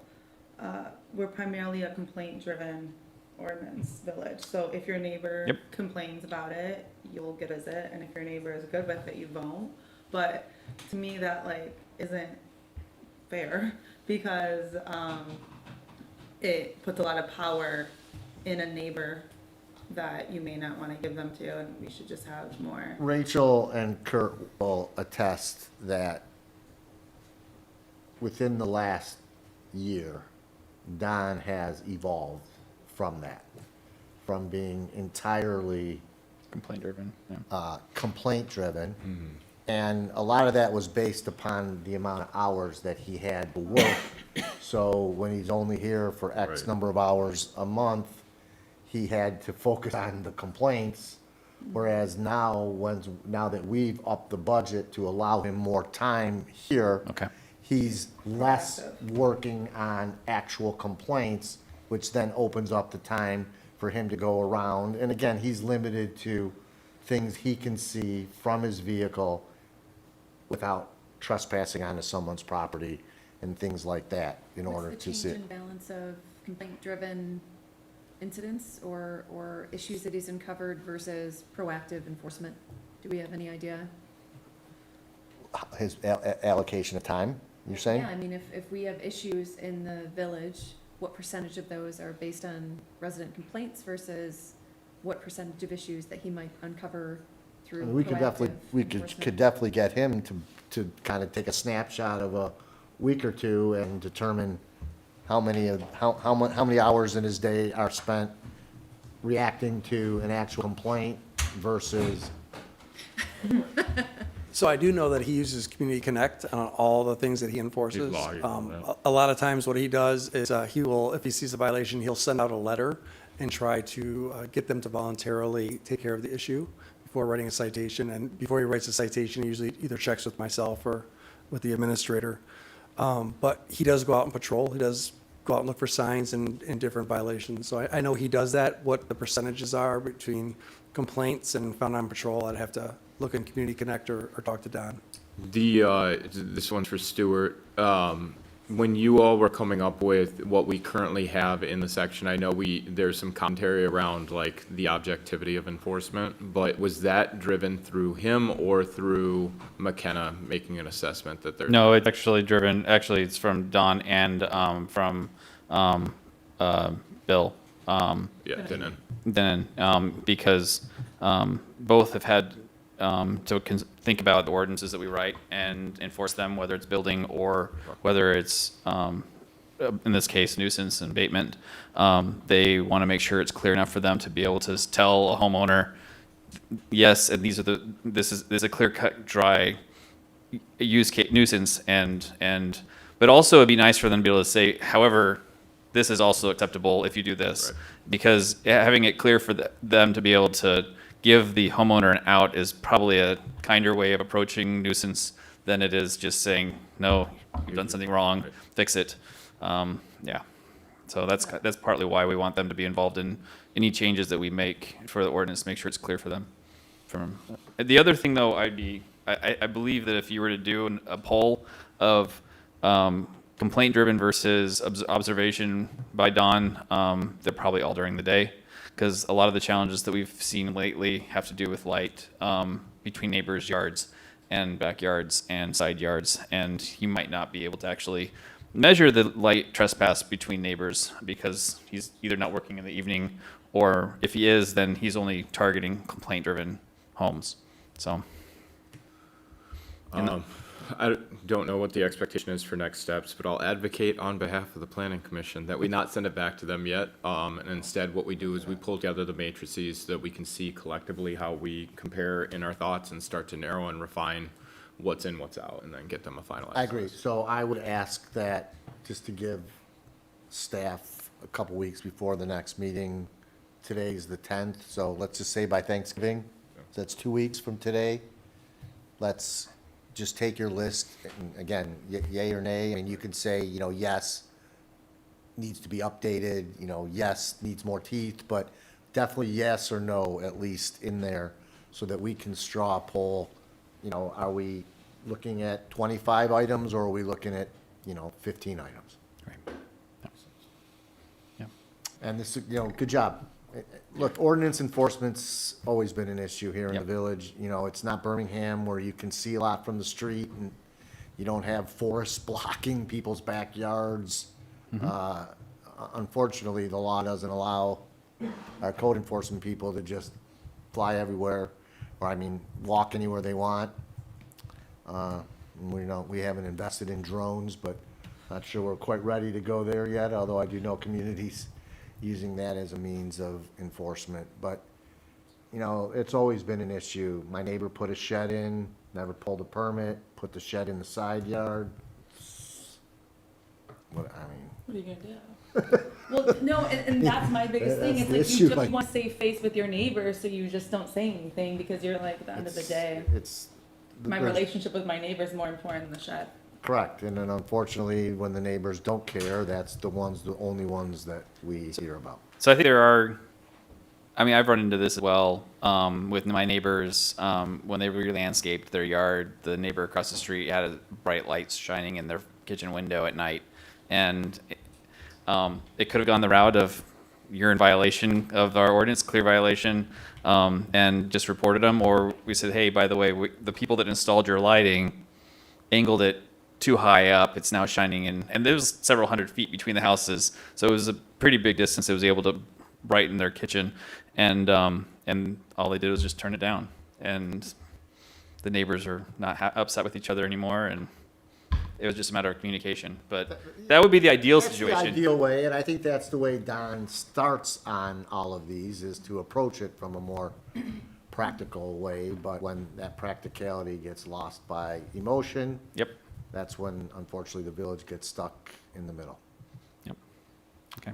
All right, so, yeah, thank you. And regardless, I think after you're done with your work, I think then we'll kick off the exercise of co-locating all of the nuisance ordinances in the same section or within the same ordinance. So even if you don't want us to rewrite a specific ordinance or touch it, other than just to relocate it to the section of nuisance abatement, then that'll be, I believe, an action that we can take after this as well. So that'll be the next step after we get feedback from council on what to do. So that makes sense. Yep. Okay. Thank you, Stuart. Thanks, Stuart. So, before we go to reports, David, you had asked to pull purchasing policy out. Yeah. So, to the extent that we have discussion, let's have discussion questions. If it's more syntactical or things like that, I would say, Just send it. what we've done in the Right, past, send yeah. it to Rachel, let her review it, incorporate it, contact whoever sent it to her with questions, and then let's bring it back for,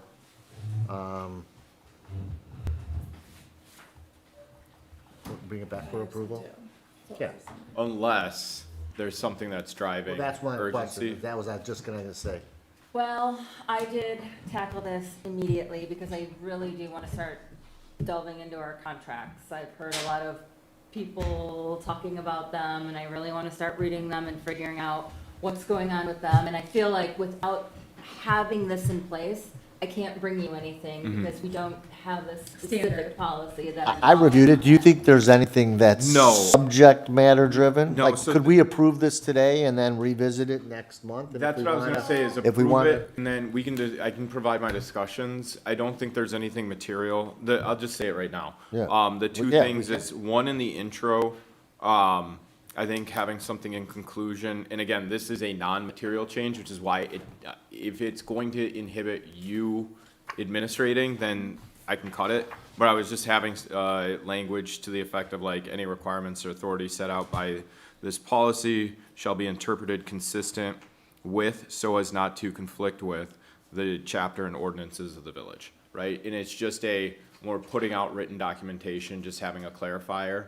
Like, the reason it's non-material is because that's true anyways. It just stops villagers from becoming confused between what the chain of authority is, right? So like, the ordinances have a provision that say that can't conflict or override the authority of the charter, right? And so it just creates the layers, but it's non-material, so it's certainly not anything that I would hold it up on.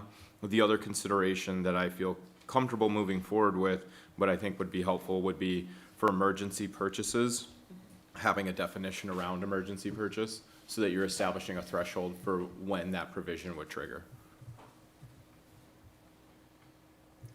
Okay, so let's do emergency purchases first, because I feel like that's a little bit easier. Cool. If we can, is that okay with you? Absolutely. No. I Except feel we- like maybe we can get through this real quick tonight. If we can, then that would be great. Because I So- want it approved one way or another, whether it's Yeah, conditionally or not. I want you to be able to be operating with this for the next month. So emergency purchases under I, which is the first paragraph, is specifically emergency purchases that are related to the Oakland County Emergency Operations Plan. And that is the, Okay. that is a. Yeah, then that resolves that. But number two, public health, safety, or welfare threats. Okay. Like a power outage or snowstorm or something like that. Yes, and, I mean, we can discuss whether or not this needs to be defined further. I don't know how I would. I don't know if Peter has anything that he can add to this, but it is for emergency or disaster situations. So, that do not fall under the Oakland County Emergency Operations Plan. So, I guess I could create. Is it like acts of God? We could add a qualifier that's like reasonable emergency expenses that require 48-hour decision making, or something like that. Like if we don't have a contract for snow removal and there's been like a snowstorm, you, without convening the council, have to approve a snow company to come in. Or if our snow companies, trucks are out of service, something you may have to contract with a snow company immediately within 48 hours. You know what I mean? Something like that. We could put That a makes time-bound, some language that's time-bound on there, right, Peter?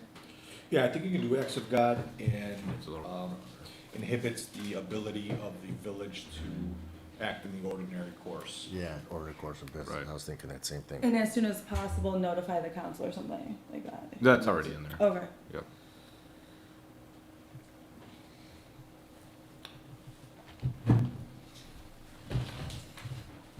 All right, act of God and something that impedes the village to Ability. act in the village's ability. Yeah, in the ordinary course. The ability to act in the ordinary course.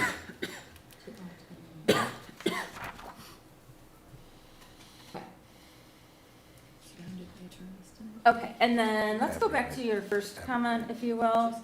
Are you talking about under the policy Well, objectives, just adding a statement that says nothing in this policy shall? So it wasn't in the policy objective, sorry. The place that it felt like a more natural reading was in application. Essentially, it would become a last sentence to application, So, which is 2-1A.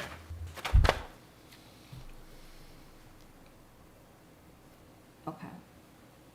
Okay, so we could just change the second from last sentence to say nothing in this policy shall prevent the village or any public agency from complying with the terms and conditions of any grant, gift, or bequest that is otherwise consistent with the law nor shall it prevent the village from complying with the village's charter. This is under application. Nothing in this policy should prevent the village or any public agency. I'm gonna let the lawyers take this one. Take that seat.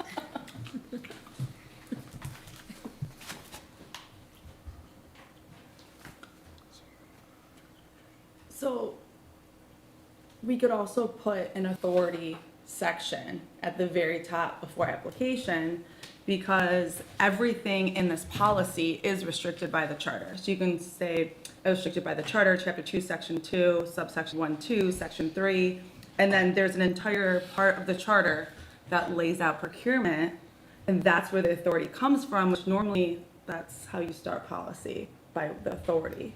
So then, if we were to do just under that, it would be general, authority. Yeah. The authority, capture that last sentence regarding the ultimate responsibility shall be under the administrator, and then the language, Yeah.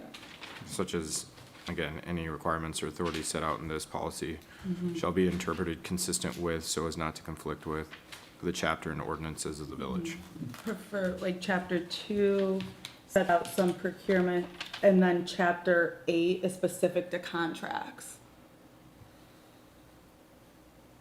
Or are you saying, Like, chapter 8 of the charter governs contracts, so Sure. this entire thing has to be subjected to that. as well as, I mean, that's what I'm saying though, is that our chain of command goes charter, ordinance, policy. Yeah, but there's no authority in this policy, and What do you normally when you, like, where does the authority come from for, Rachel to even write the policy? That should be at the top, Oh, like, that's just how you write policy. yeah, I mean, the only thing is we kinda need to get this out today. Inherent in this, that charter and ordinances have to be complied with, like you said, there's a pecking order. Right. So, Yeah, I mean, the references in here do say in accordance with law. right. I mean, the charter is law, the ordinances are law. Yeah, and again, my qualifier was this is a non-material change, so I don't want this to become a focal point. No, and the comment is, that's why I think that we can Approve and then come back to it. approve this, subject to providing Rachel and Peter with non-material comments. Yeah. And then I'll let Peter and Rachel determine whether any comment that any of us gives them elevates to material. If it's material, then don't incorporate it into the policy until we come back next December to ratify it. If it's immaterial, then add the language and continue to operate this month on that basis. Yeah. I If agree somebody with that. reads through this and is like, whoa, and something Yep. jumps off the page, then, and you read that and you're like, oh, yeah, that is a little messed up, then just don't follow that one particular thing until December, but in the meantime, Okay, I do just have some material things, but it mostly has to do with periods of performance. So there's nothing in here that says what the period of performance should be for a contract. You know, so normally, like, you would do a 12-month contract for option years not to exceed 60 months, and then we'd have to exercise the option year. But there's nothing in here, so, like, what are we gonna say is a period of performance that council is comfortable with, or like when you're reviewing the contracts, you know, you can't just have a 3-year period of performance without annual review, or are we saying that's okay? You know, or it can be reviewed, like, normally the federal government, you're gonna do a 12-month period of performance for option years not to exceed 60 months, because the idea is that after that, you need to re-perform market research. Fair market value has changed so much, but there's nothing in here to talk about like rebidding, or valid periods of performance. So that's, but from your background, I'm fine with like what you think should be good. Well, it really depends on what the contract is for. So let's say it's a contract for legal services. I debated this in my mind and left it out because we don't necessarily follow a 3-year budget right now. Our budget is approved on a yearly basis without looking out into the future so much.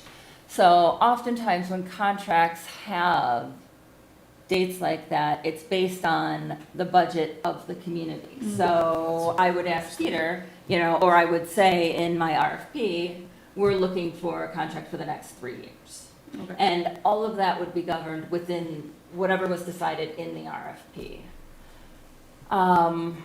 That's good. So do we have any contracts with anybody that exceed our fiscal budget year, with the exception of our legal consultant, our planning consultant, our engineering consultant, and our public services contractor? Do we have any? Do we exercise contracts every year? Those are all contract specific, like this flock, I'd have to look at it again, but I think for 3 3 years. years, right? So it's all depending on the services. With our fire department, I think it's 3 or 4 years. The fire department is from the 2022 to 2027. Yeah, okay, 5 years. But so normally you wouldn't be able to obligate funds beyond, like, to your point, a budget year. So we really shouldn't be having contracts that exceed 12 months if every year we're approving a budget, because if we didn't approve that amount in the budget, we'd be obligating and we against a deficiency act.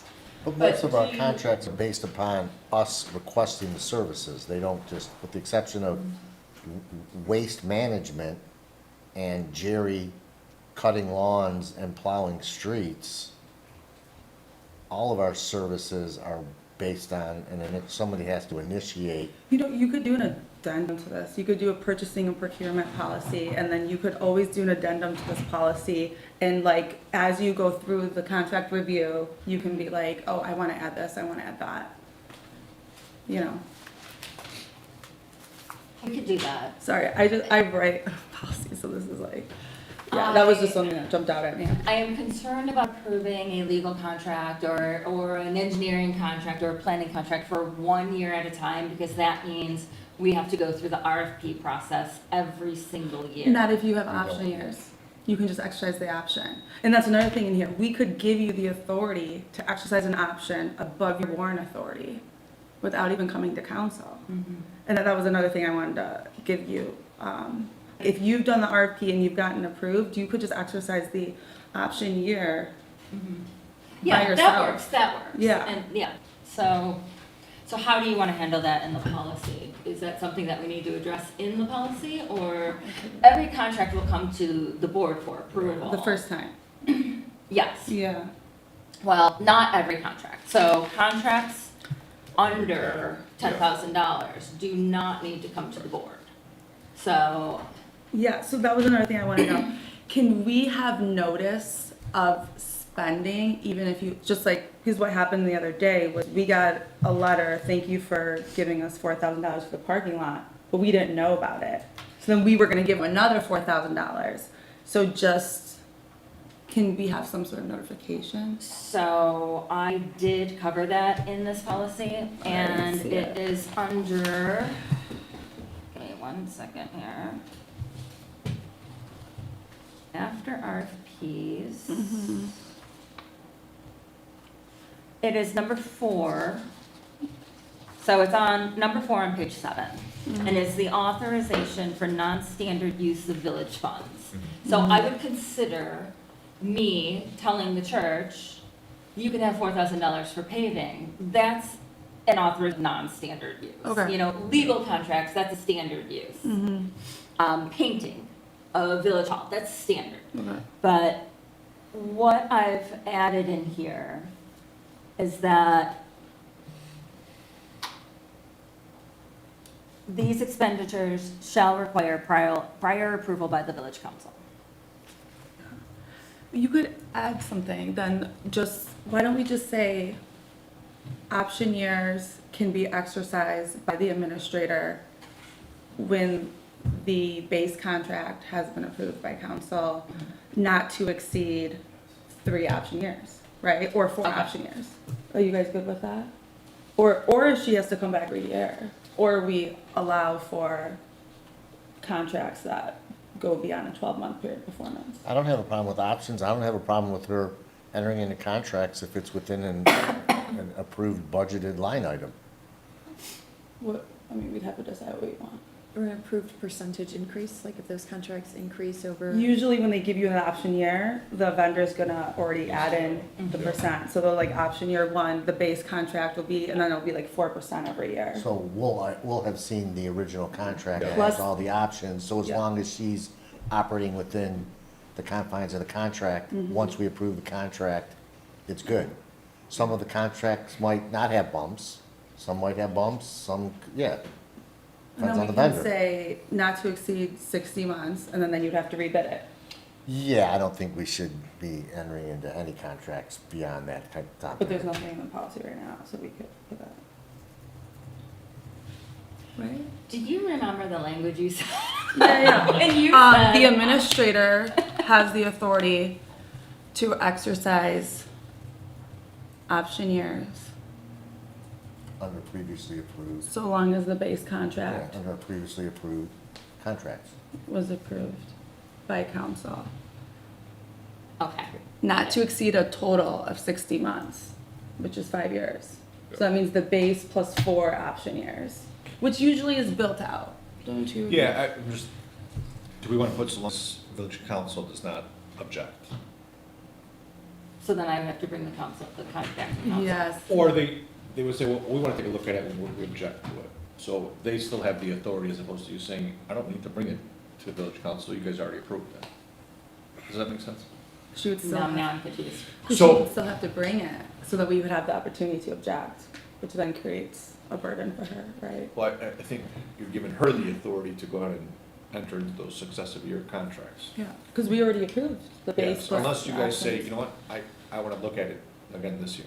Let's take a look at it. And she could say, no, But because I here's my would- policy. I think there was already something in the policy that said council could review contracts or something. Council reviews. And this is only contracts. things that exceed the 10K. Yes, Right. yes. So we already would have the authority to I think so. relook at it. I think, that's how I read it. We'd have the authority to look any contract above 10K, but she has the authority to exercise the option year, if we've already approved it. Could I make a suggestion? Because this is relatively complex. That this would be one of the things, as you suggested, David, where we approve it and then that allows you to continue to operate, because I don't think in the next month we'll run into anything where we're exercising an option. That way, the 3 of you can connect on language that you're comfortable with. Because I don't want to just kind of draw what that provision will look like. What we could do is work on all of these revisions and then bring it to the special meeting that we're gonna do for CDBG anyway. I mean, I certainly don't mind addressing it at that meeting, if you need something in place between now and then. I think I'm okay. It's gonna take me a while to go through everything and figure out how I'm going to address all of these. I mean, I can start writing an RFP without having this done. Mhm. And then, I mean, we're only talking a couple of Yeah, weeks, right. so it'll be okay. Okay. All I'm saying is I don't want you to bring contracts to us every year. Yeah. I really don't wanna do that either. Right. because No. I really have to. Our contractors don't want You don't wanna face to this have to be on. It's up not for bad. Reconsideration annually. And you usually get the benefit of a vendor pricing out their costs Yeah. in a 60-month, time frame. So like we're paying their hedging risk and we're Yeah. committed It to it. helps us with our budgeting practices, Yeah. to know what we're looking at 3 years in advance, Mhm. rather than doing it every single year and just waiting to see what they come up with.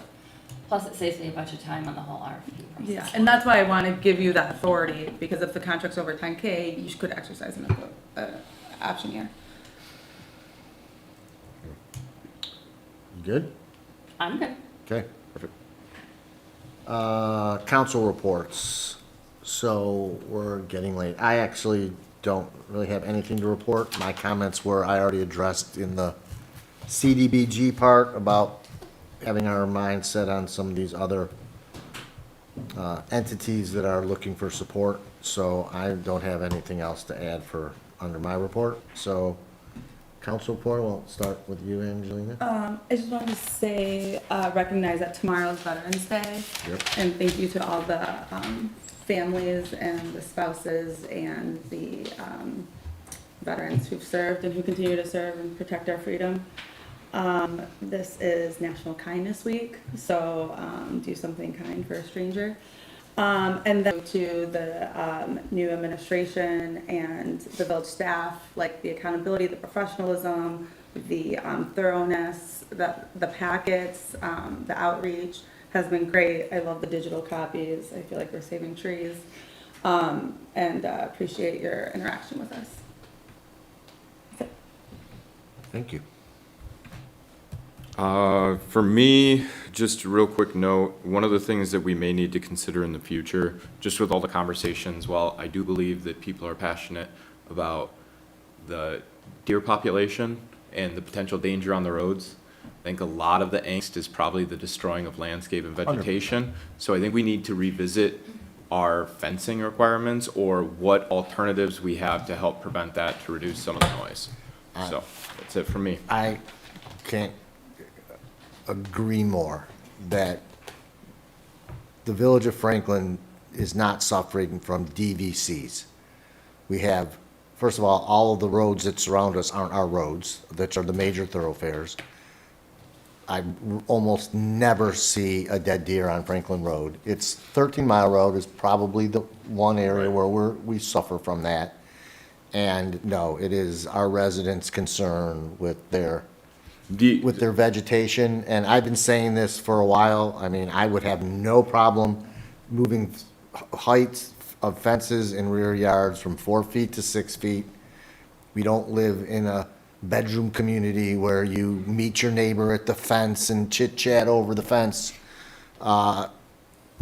2 more feet is a huge. Is that what a bedroom community is? I just mean, just like you see, I don't even know what that means, but like, you and your neighbor back in watching movies in, in the 50s where, you'd be out in the backyard and your neighbors would meet. All right, well, that's awesome. So if it's 6 feet tall and you're talking with them, you're not, Right. yeah. So No, I think that would go a long way. We've already done it to address the gardens.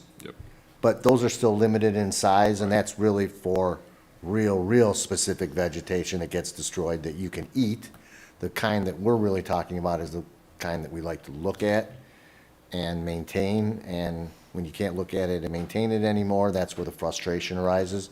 So I don't disagree that might be other means that are more practical to address the situation. I need to get a whole lot more educated on it, because it seems to me if one deer goes here, he's gonna get replaced by another deer. The only Right other behind item, as a follow-up related to the deer is, every year we allocate all of our grant funds in a specific area to the mosquito cakes for stagnant water. I'm wondering if we could equally or just allocate that towards deer repellent that we make available. Granted, I don't know we'd want to store it inside of the building because that stuff smells, but at the same time, again, if that's one of the availabilities, I don't know if it is. Yeah, I don't know Do how we much. buy mosquito cakes? No, we get a grant and you have to allocate it towards certain requirements, and so we allocate it towards the mosquito cakes every year. Oh, yeah. And people could pick up like a deer repellent spray Right. bottle? Now, if that has the impact that the mosquitoes do from an overall health perspective. Yeah, and I don't know. If there's any way to get ourselves out of the crosshairs of the deer conversation about, it's the first I'm hearing of it, is there data available, is there, this is the first I'm hearing of it. Are there any widely available studies or information we could put on our website to say, like? Evan has been. Evan? Yeah, I think that DNR link was available. The ladies that were here today, if they wanted to email the presentation to Evan, Evan can put that link on the website. You can create what's our new that's a little terminology? biased. Urban deer I management? think there is an Oakland County something, because there is like some sort of Oakland County community going on. And Brian Farmer's given me a couple links. Again, I don't know if they're biased towards any particular aspect of urban management, but yeah, I think we probably could create a little section on the website and just have links available for people. I could just see this taking on a life of its own. I mean, it already has in past meetings, like, Yeah. it has been a topic that has taken on more and more traction, and if it's a matter of giving educational materials as a way to say, we are taking this seriously, and here are some things that you can read up on, easy, low-lift way. Also, Rachel, this is your first meeting. It is. So can we take a moment to recognize Yes, I didn't that? even think about that. And the gauntlet. Thank you for pointing that out. I didn't even think about that. That's right. Yes. I'm It happy is to be nice to here. have you here. Thank you. It's been very good. It only took us nearly, how many hours? What are we on? Math isn't my thing. 3.5. Yeah, so 3.5 hours, and to recognize you, it being your first meeting here. All right. It's been a nice meeting. Anything from you, Dan? I think we've had enough for tonight. Yeah. Stuart, I don't know if there's anything specific. All right, good. Thank you. Don't you I think Mark bailed on us probably 2 hours ago. So I'll take a motion to adjourn. Second, or, I'll move So to moved. adjourn. I'll move to adjourn. Second. Motion by Goldberg, second by Solly. All in favor? Aye. aye. All right, good job.